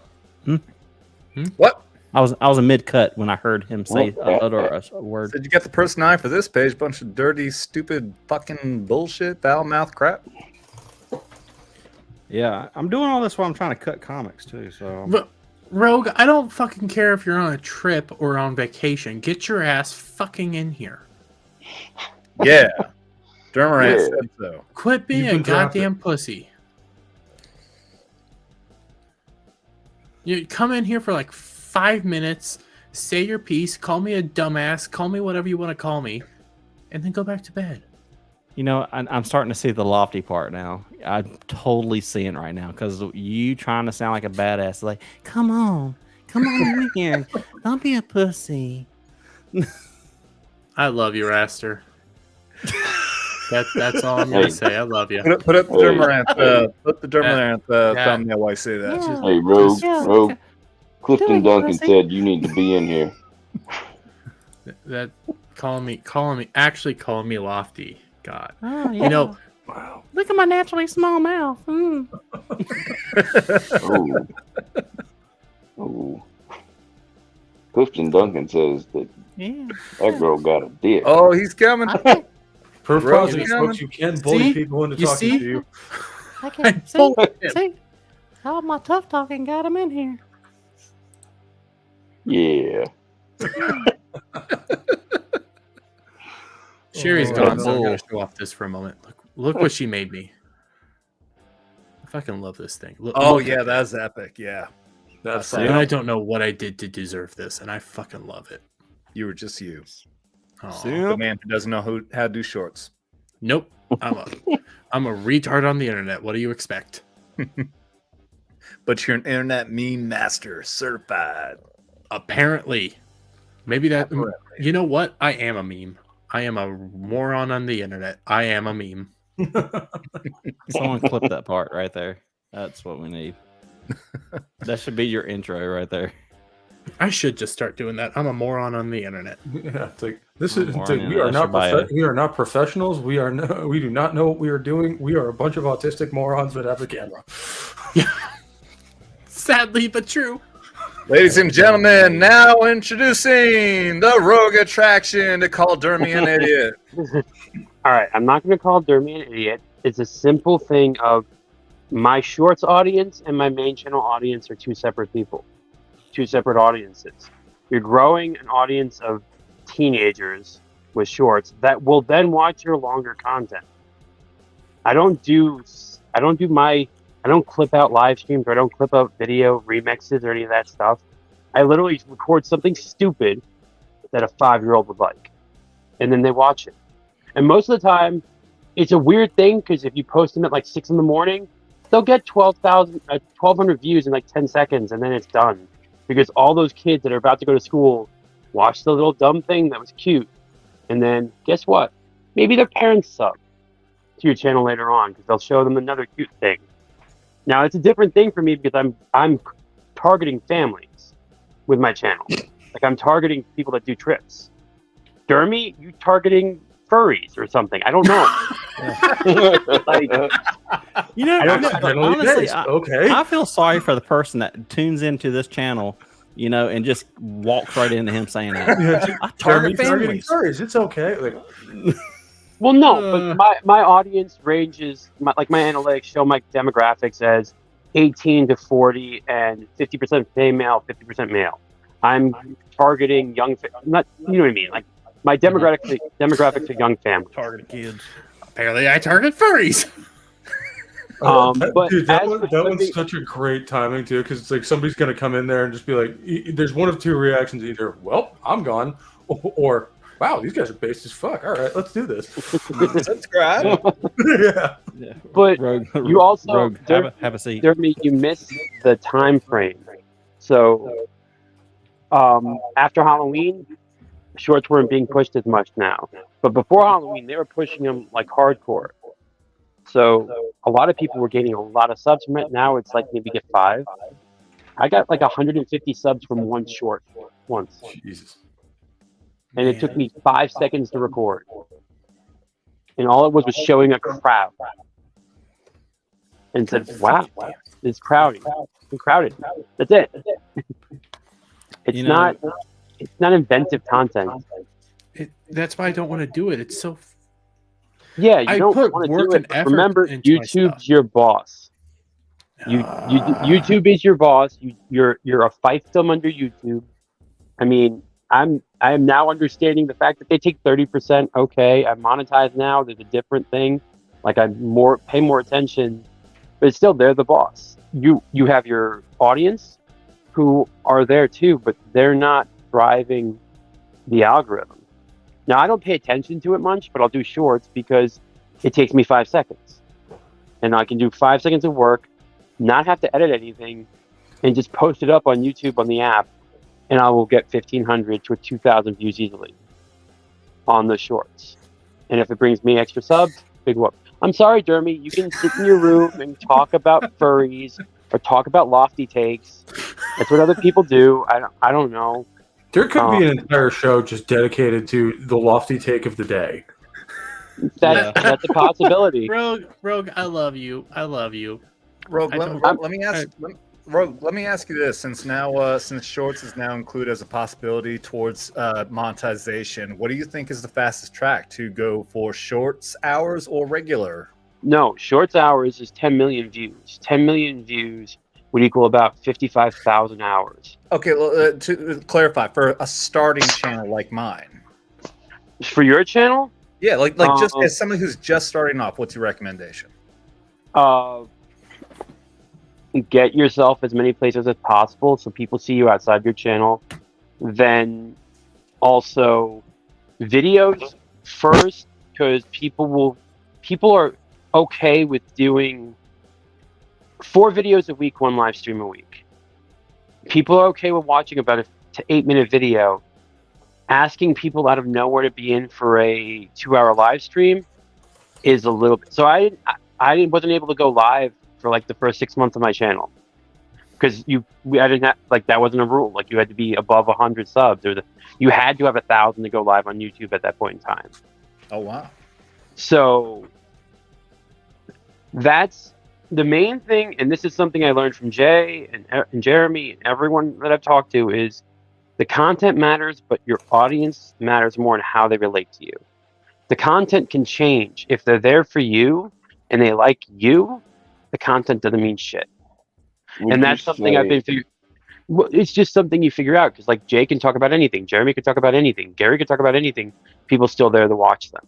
So the content will get people in the door, but if they don't like you, I don't know what to like. It's kind of hard to say, and that's something that like you have to take some of your own ego out of it and figure out what your people watching like about you.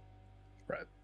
It's something that, because I mean I've streamed to 2 people, right? I've streamed to 1 person. I've streamed to no one, and then now I'm getting 40 or 50 people in a stream, and it's basically finding your audience. And yeah, I'm blessed being able to be part of DNG and being on the Fortnite streams and all that, and getting people to see me outside of my own channel. Make friends, and get out of your own space. That is the one thing. Like I was on Midnight's Edge when I had 50 subs, and just because Culture and Tom liked me, and they liked my takes on Twitter. Like, you just have to start networking, and that's the first thing. Yeah, get out of your space. That's what I was gonna say. And I was gonna ask you actually. I don't really do anything on my YouTube channel, but I guess networked enough with enough of these guys that they'll just ask me on their channels, and so I mean I just go on for fun, just to because they're good guys and I want to help with their channels too. So I think that's a good way to start, is just getting yourself out there on other channels, and then once you, in turn, get your name around, and then in turn, when you go to start your own, people recognize you. And I mean, my thing was lucky. I ran into Jay in a theme park, right? And we became friends, and it gave me someone who had a much larger audience that I try not to actually abuse any of that friendship. I don't ask people to do things but I will say, get out of your comfort zone. Be humble, and that's very a good thing. If a smaller channel asks me to go on, I have no problem going on. I like talking to people. I don't care what it's about. I'll talk to people.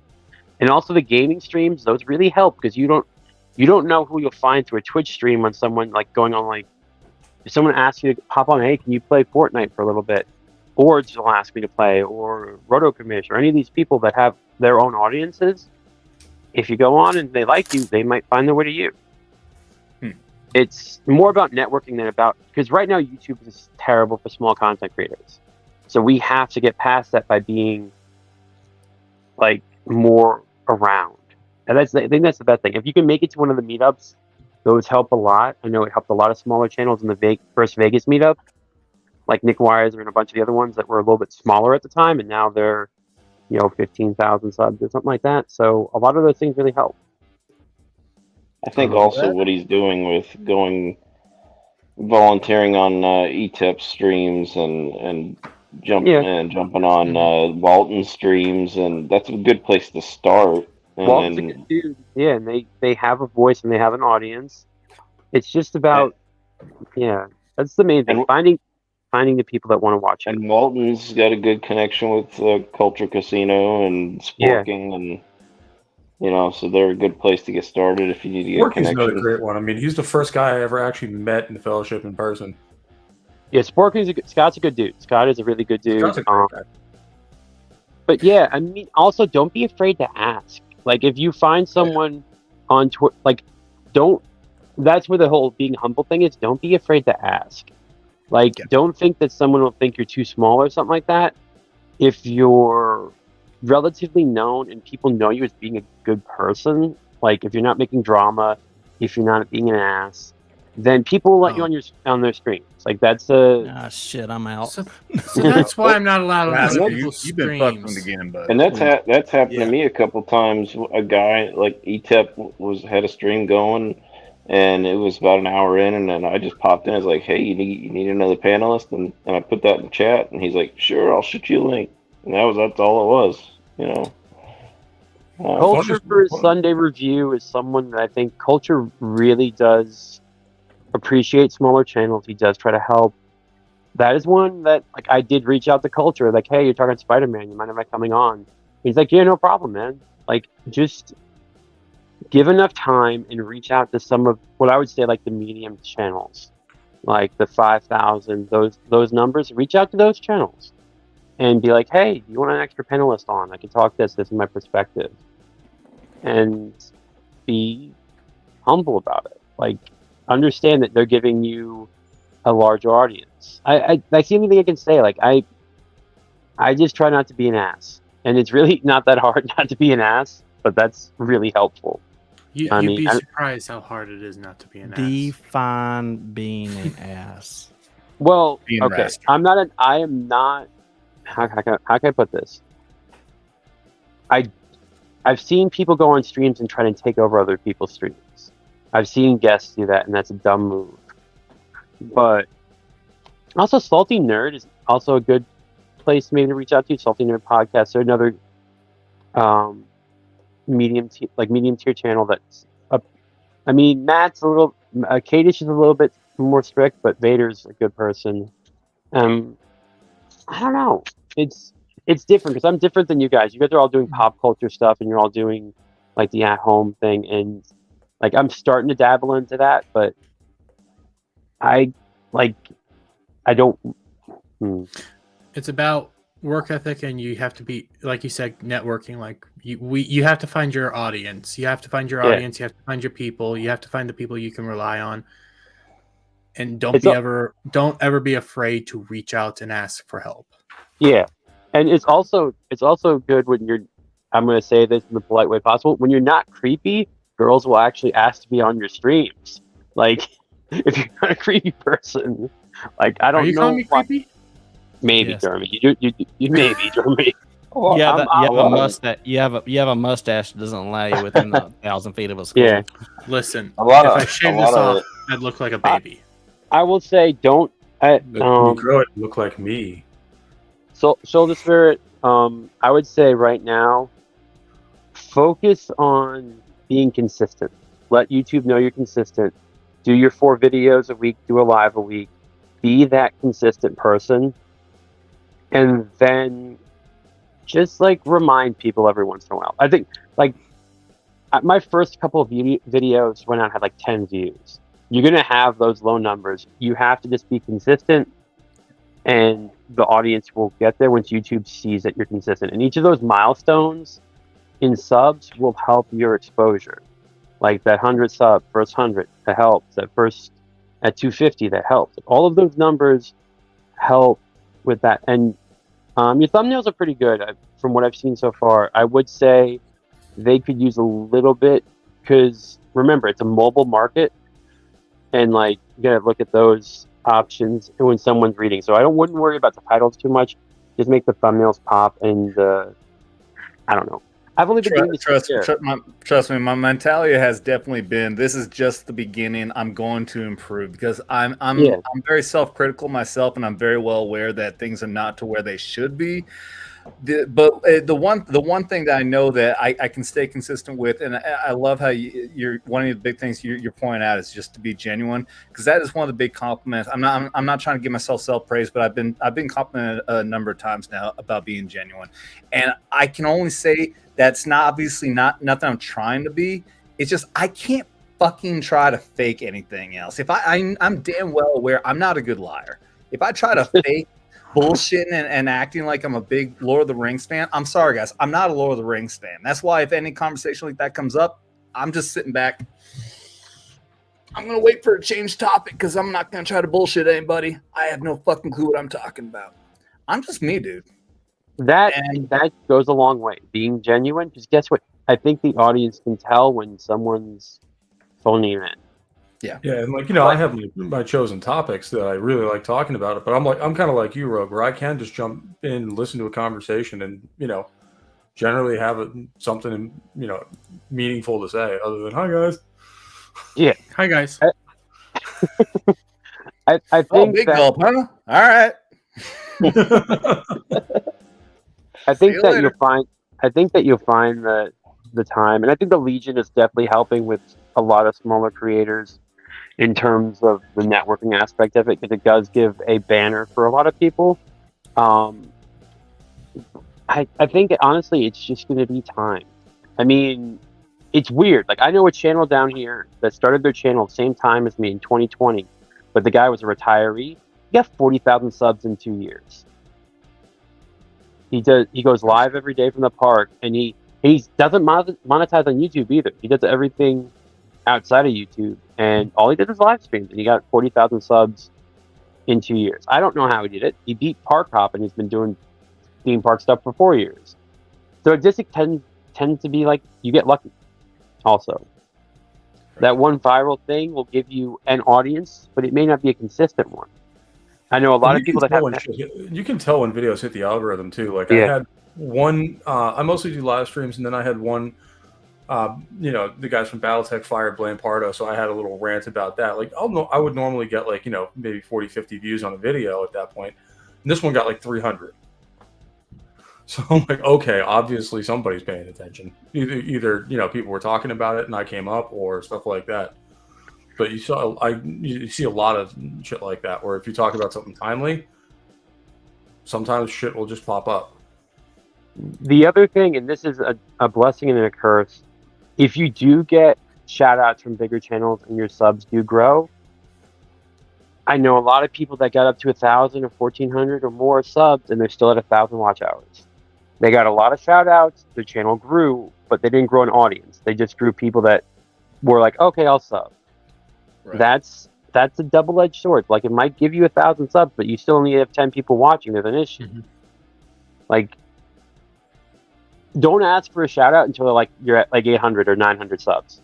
Like, ask for those favors. Like, maybe once at like small ones, like, hey man, blah blah blah. But if you're asking like a bigger channel to shout you out and you get the subs, but you're not getting the people watching you, it's not going to help long term. Because I've known people that done that and they're still at 1,000 watch hours after 2 years, but they got 2,000 subs. You get the subs, but you're not getting people that watch. So that's another thing. Like, be smart about how you're gonna request help. I guess it would be like, be smart and time it well. Well, goes back to a comment I made in our chat, our Legion chat the other day, is that we need more content on our. I mean, and I even mentioned it with Fat Steven. Like, if he was doing a gaming stream with all Legion of memers, he could multi-stream that, and No Green Jirax didn't seem against it, but multi-stream that onto the Legion channel. I mean, the more content we get, the more views we get, the closer we're getting to our goal. We just need more content. I'm not going to bring up in public the talks I've had with No Green about channel stuff. I just think that's business related, so I'm just going to leave that there. But I agree, the gaming stuff needs to happen.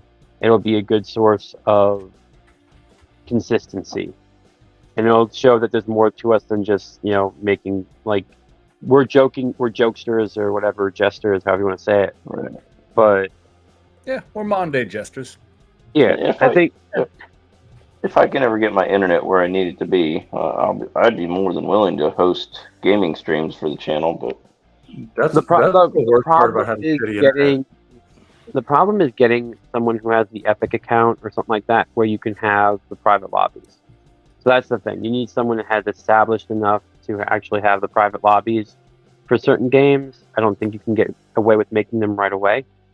So that's the other thing. But as for growth on YouTube right now, it's like I said, consistency. If YouTube sees you being consistent, like I think, look at Ryan as an example, right? RK, he does so many videos a day, like, and he's just consistent at it, and he's always been consistent about it. Yeah. Also, like, I didn't think about it this way, but I know 2 or 3 channels that I know down here that spend so much time translating stuff that they've got an entire huge market in like Brazil because they translated their videos, and that's something people don't think about is branching out of.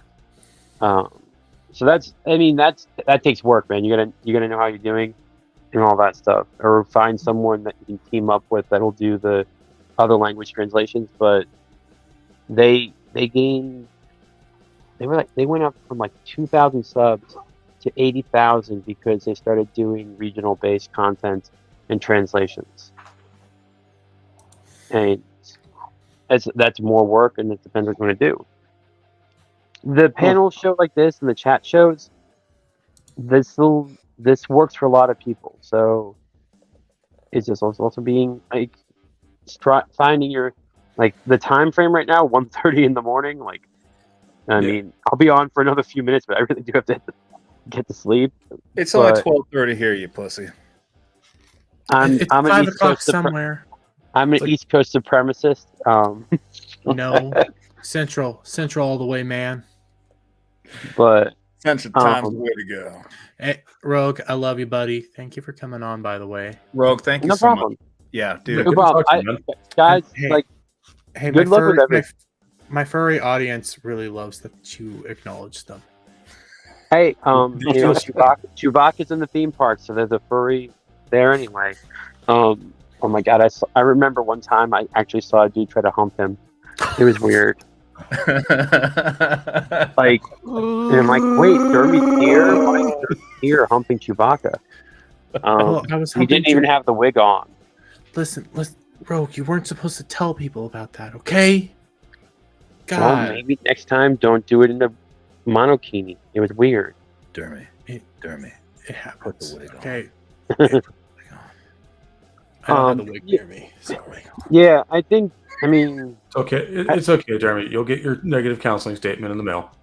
I think you picked a good time frame here, and like you said, focusing on a time zone, like you guys are central and stuff like that, same way Shags does, like focusing on people that may not be focused on because of that time zone stuff. Not a bad move. But I don't know, like, what was the actual topic for you guys talking about? Was it just a chat? It is chill stream. Yeah, this is just shooting the shit. Like literally, I called it Skinamax Saturday. It's kind of a joke me and Raster coming up with. Like, we're just gonna shoot the shit. That's all it is. Okay, that's okay. If you're consistent with that, I think YouTube would be okay with it. Like, I was actually surprised they monetized me in a day. Like, I thought, like, I hear stories of like it taking weeks and stuff like that. I'm like, oh, okay, I was monetized in the morning, like, not that far after. Well, be consistent. Like, if you're gonna talk vet stuff and then you're gonna talk chill streams, just remember to be consistent about when you're doing it and stuff. Like, they want to make sure your channel is something that isn't just a hangout all the time. They want to see a content. Vets Talking Tuesday is going to be our pop culture with a little bit of other stuff mixed in, and then I'm thinking we could do this on a weekly thing. Also, just be a very chill, hang back and drink a couple beers kind of thing. All right. Okay. I guess that makes sense. Yeah. Just remember, just doing a couple, even if it's like 2 videos or 3 videos, just to have, for videos and shorts, bring people in that don't want to watch your long form content or aren't prepared to commit that much time. That's what those are for. Those are for people that don't want to commit the time yet. Right. After enough time, they will commit the time. And that's why I was thinking, like, we do the 2 streams, and then throughout the week I'll do, like I was saying, like I'll do like a Ryan Kinnell type format and do multiple videos here and there. I think that works. I think that'll work. I mean, it works for him.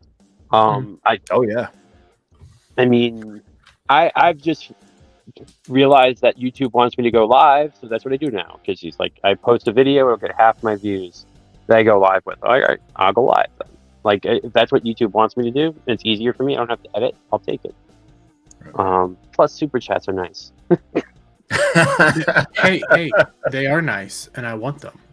I mean, I was. Oh man, I will say this: getting hating from the G&G streams, man. He likes my channel. He pops in through $50 of like his first super chat today, like my first monetized stream. I'm like, okay, I'm glad I play on G&G stuff because these people throw money at a lot of people they like it. He also bought like 20 of my shirts. Nice. Finding like, and like I don't know why. Well, I'll say this: having a cute girl walk around with you a lot helps. It does help. Yeah, Krista.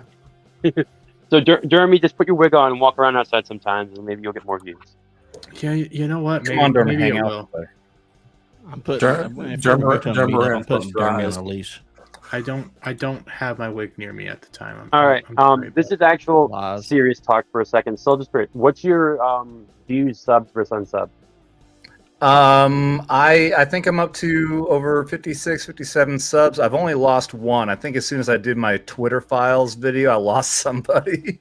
So, in your analytics, there are two numbers you want to pay attention to in the subs. The people that watch subs versus unsubs, you always want that number to be at least 50-50. Okay? Yeah, and that's for everyone. You kind of always want to have that number to be at least 50-50. That way it tells you that you still have an audience, like 50% of your audience hasn't been reached. So mine's been was 60-40, like 60% on subs, 40% on subs. Now it's like 50-50, but that tells me that I at least have another 500 subs up there. And then it tells me again, each month it stayed 50-50. So every time I gain some subs, it tells me that I have more audience out there. A death for a channel is if you have 80% sub, 20% non-sub. So you want to make sure that audience is still growing. How do you tell your unsubs? You can see in your analytics on the audience tab. Yeah, there's a section on there. You'll see what chart. Because I see the subs, but I don't see the uns. You can see the unsubs in the audience section. So show you the people that watch your content. I mean, you can go nitty gritty now. Most of the people that watch my content research ASMR. Okay. So I guess they like when I don't talk. I don't know. But you can go pretty, you can go really deep now in terms of what your viewers watch and how they watch, what devices they watch on. And I mean, that's a weird thing. Most of my people watch on TV. They don't actually watch on their phones. So I guess it's an older audience, so they watch on the couch. I just looked at mine, 82% unsubbed. So that's a good thing. That means you have high audience potential, right? That's a good thing. If you have too much subs that watch your content, that means your channel reached its peak. Oh, I see what you're talking about. So here, let me exit out of this. So when I go over to overview, when I go to audience, returning viewers, my returning viewers is always 79, but all my new viewers are way higher. Yeah, and when you go further down on the, I think Pope found it. When you go further down on the audience tab, we go you have the demographic split and everything like that, and the age split and everything, and the gender split. In there, they have your split of subbed and unsubbed, and you can actually go per video and check that out too. Shite. So, yeah, 5% is subbed, 94% is unsubbed. So that's good. That tells you that a lot of your audience, you have good potential for audience growth. It's also, that would be that way for a younger channel. It's not really going to be you have, you know what I mean? You wouldn't have a large number until your sub count. I don't know your sub count, Jeremy. I'm just 304 right now. Okay, so that tells you that 5% watch, and that means that you're 90% more, which means you should get to about 1,000 in a year, I guess. Okay, that makes sense. That would be my thing. So those are good things for younger channels. Older channels, that's where it's if you have I was talking to a friend who's most of their content is only watched by sub people, and it's 90% sub, 10% unsub.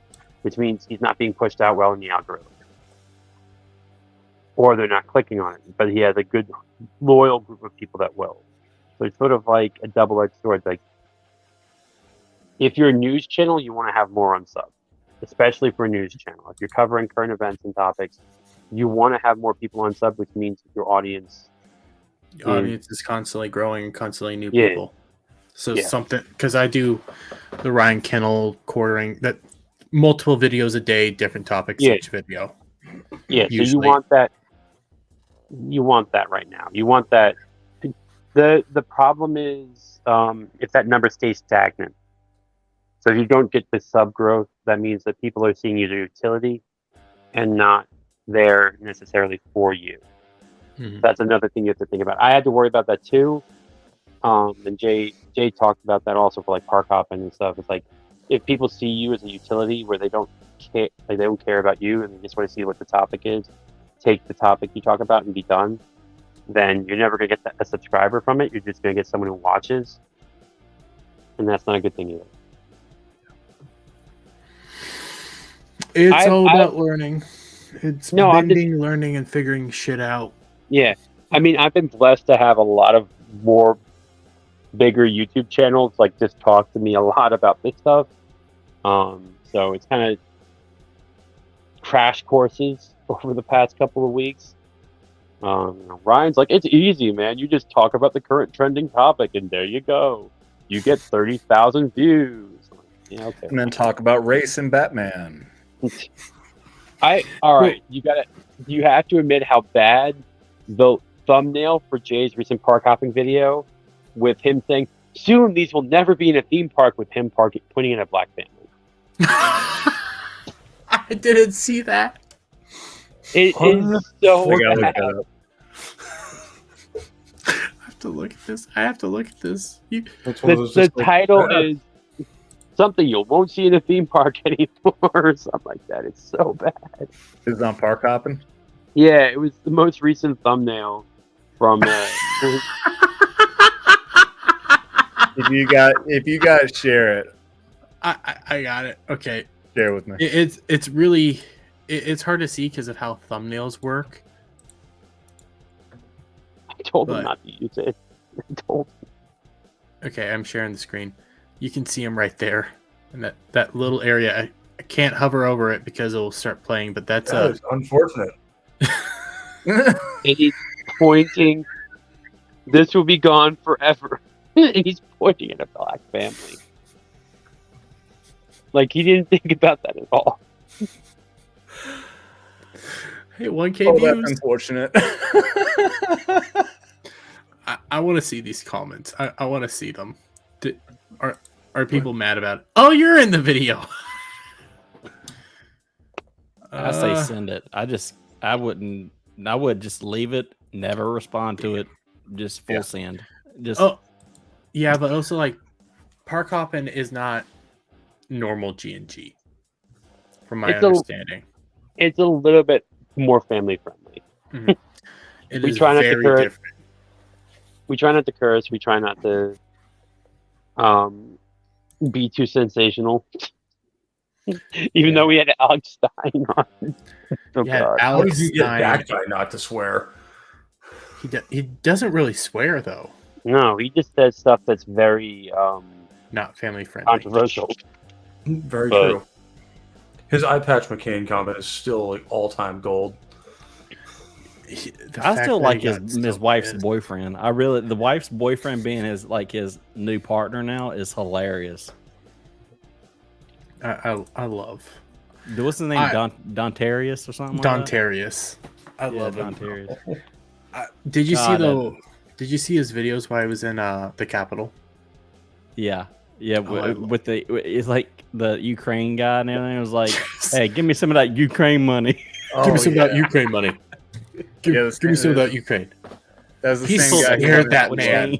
That man, that uber progressive dude is terrified of a big black man coming up to him, shaking a jar, just going like, "Give me some of that change. Give me some of that Ukraine money." The guy was totally stunned. He had no fucking clue what to do. Oh man, I loved it. I would love. I would love to get Alex Stein on a video on a meme stream someday. I would love it.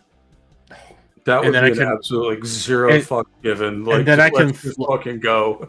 I can flex on all of you and say, Alex Stein follows me on Twitter. Well, that's not fair. I'm not on Twitter, you bastard. Well, I'm not going to flex. I don't do that. Rogue, you're unfair. I'm unfair. You're unfair. Hey, thought it was a You're Make-A-Wish, unfair. dude. You have Uber followers because of Geeks and Gamers. That's not fair. The fact that I don't even know how I did it. I don't know what I did. I got Alex Stein to follow me. I was like, 2022 was a fucking great year. I got Alex Stein. Thought you were lofty. We don't talk about my 2 lofty follows. The weird thing is Chrissy and X-Ray followed me on Instagram before Twitter. I need to start doing Instagram. I quit doing Instagram because it doesn't help my channel. It wasn't doing anything. Why am I focusing on that? It depends. If you haven't, I mean, I kind of have to do both just because, like, theme park side, Instagram is a big thing there. Yeah. But it's also like not really great monetization. I think like 10,000, I think, followers gets to get monetized. And if you're not like a 20-something cute girl, like, that is not something you can do. Yeah, and yeah. all I was doing was if you're not an posting Instagram thumbnails. model, you better be Brandon Herrera. Yeah. But I still think there's an audience there. It depends on your content. I don't know how the Legion Instagram goes, but I don't even know if we still use it because it wasn't doing it. It doesn't bring it. You can't change people to come to YouTube through Instagram. You can't link videos or anything. So no, you can link into stories. So like you put the link into a story, and I get like about 3% traffic sometimes from Instagram stories. I couldn't figure it out for myself. Like I would do the text, paste the link, and then move on, but I couldn't figure it out. Okay. Well, good luck. I was not. I quit using Instagram. I just don't like it. I have some followers that OnlyFans. are on Instagram. I have some followers that are on Instagram only, so it's sort of like. Plus, I'm not for nothing. Instagram is a decent way to meet females. You'd be surprised. Well, yeah, I know. I see you and Jay. You guys got some. You got some ladies. I may or may not be jealous, but at the same time, I got Lady Bellfire. You don't have a Lady Bellfire. I have a Lady Bellfire, and you don't know who Lady Bellfire is. I'm glad I don't. I do. No, she's a sweetheart. She's a lovely lady from California. She's amazing, and I love streaming with her. She's so fun and so smart, and she's a writer. Simp. Shut up. First of all, I will say what I always say: simping culture is not good. I'm not a simp.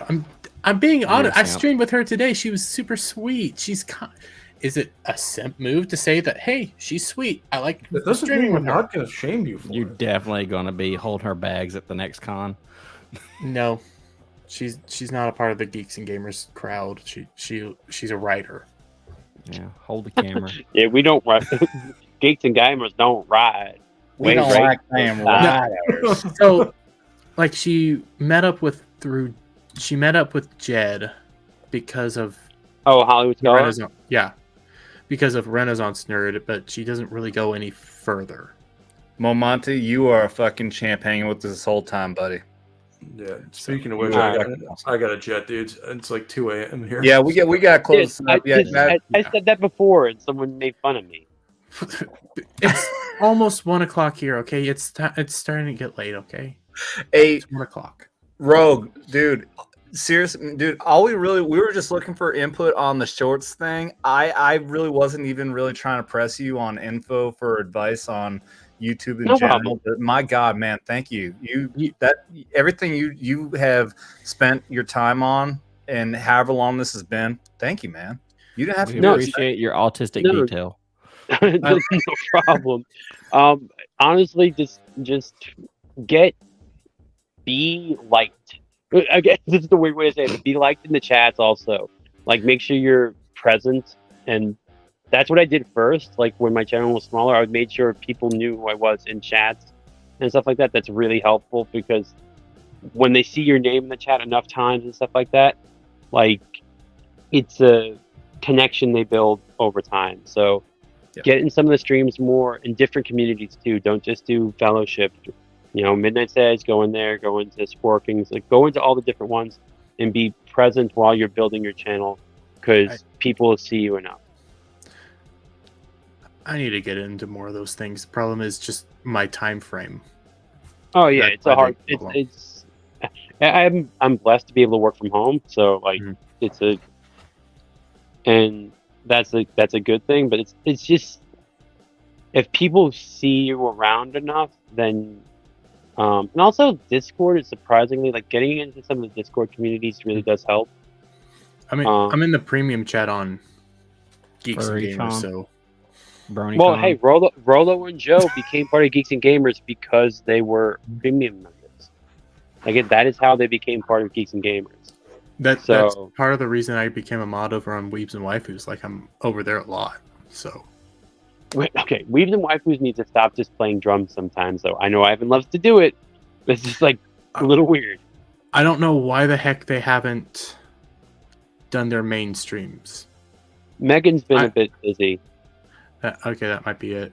Because they have a Pokemon tournament coming up. Yeah. Megan's been busy, and Ivan's been playing drums. He does it for members on Sundays.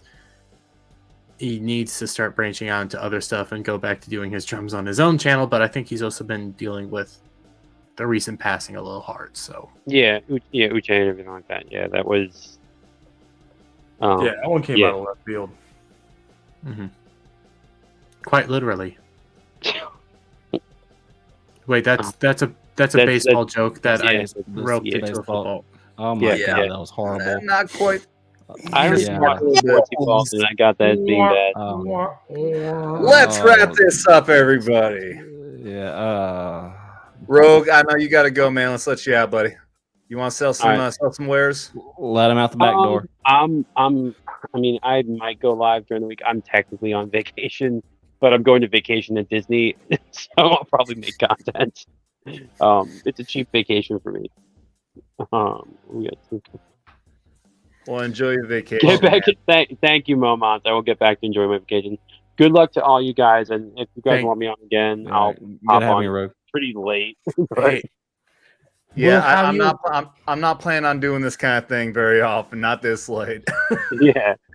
This is usually my time of streaming. So, what you want to get the weird anime weave the waifus that are? I stream from when I stream, I'll go from 9 to 2.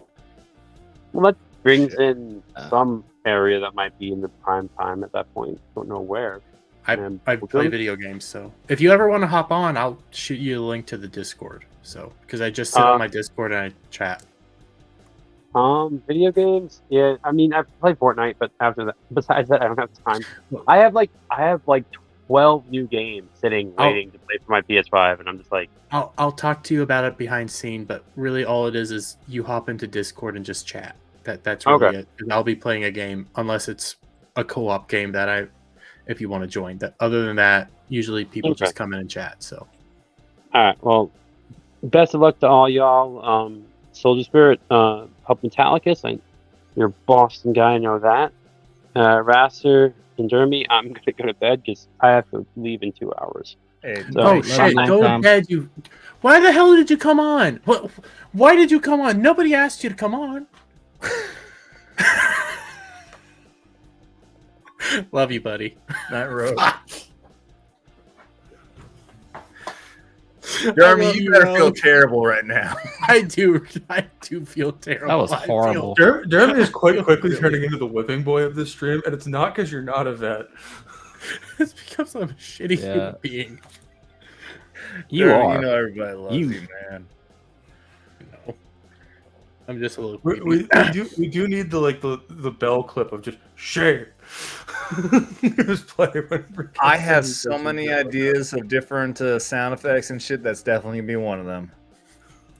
You know what? All right, let's look at it. Just bring Dermy on permanent basis. Skinamax permanent basis. Dermy whipping boy. Skinamax Saturday. Okay, I guess I can do that.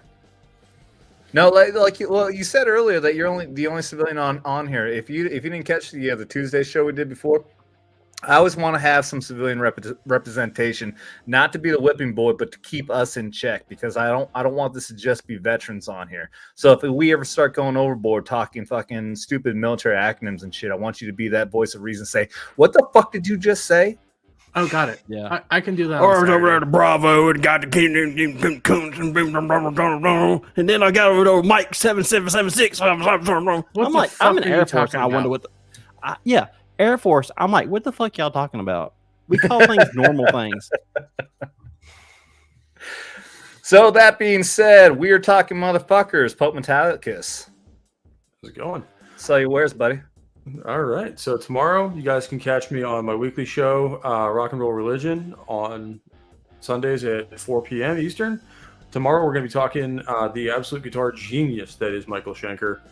And then on Mondays, you can catch me on That 70s Rock Fans show for It's Only Talk and Roll. I think the next one we're going to be going over there is a movie review. We're going to be doing Southern Comfort, which I just watched tonight, and I think you guys will be right at home. And other than that, I do stream on Twitch very, very occasionally. So give me a follow over there. And usually doing some Battletech or Mech Warrior stuff. Maybe occasionally some 40K. So you can catch me on there for that. And other than that, you can catch me in the chats, basically making dick jokes and hanging out. So what about your thanks for having me on, guys. Hoorah! Yep. All right, I'm going to go a little out of order here. Jeremy. Hi, I'm Dermy Wormy. I'm a member of the Legion of Memers. I have my own channel where Monday through Saturday, I usually post 2 to 3 videos a day. I do live streams normally on Fridays and Saturdays. I'll see what happens on Saturdays, but I do like my own little shit over there. I'm also on the Legion of Memers streams. Check me out there. And I am nothing more than a humble dumbass on the internet. So please come check me out. Humble dumbass. Hoorah! Kill. I'm a dumbass. I don't know what you're talking about. I want to put this last but not least, the one, the only, the dark one, Rastercaster. Yes. I am Raster from Rastercaster, and I am the mistaken guest here. So, yeah, I'm pretty sure Soldier Spirit's going to definitely regret this one, but I'm happy to be here, happy to help his channel, and I will probably be starting my channel pretty soon. Hopefully I will have more content for people to see. That's all I got. See me on Twitter. Same name, Real Raster. Air Force. Yeah, Air Force. No, we love all the services. Even always going to even the Coast Guard and the Space Force. Everyone, and even Dermy services. Even Dermy services. We especially like Dermy services. Yeah. And with that, I am Soldier Spirit on the Twitters. You can find me, but I really don't care about that because I want you to find @VetsTalk, and I want you to click subscribe to this channel. Go ahead and comment and talk about how fucking stupid we all are. Hit us up on Vets Talking Tuesday at 7:45 Eastern every single week. We're going to try to keep on doing this at Skinamax Saturday. I don't really have a set time, but we'll try to do Saturdays. Also, catch me on ETEP Akuian, the place to be reviews every Wednesday at Brain Fart, don't know. But find us on there. Check out his channel. And like I said, don't forget this is not just for veterans. This is for everybody. You don't got to be a vet to enjoy the content. You don't got to be a vet to be here. Just don't get butt hurt. You've been warned. And I am already Boomer. Didn't have this ready, but here it comes. Y'all great now. Oh, God!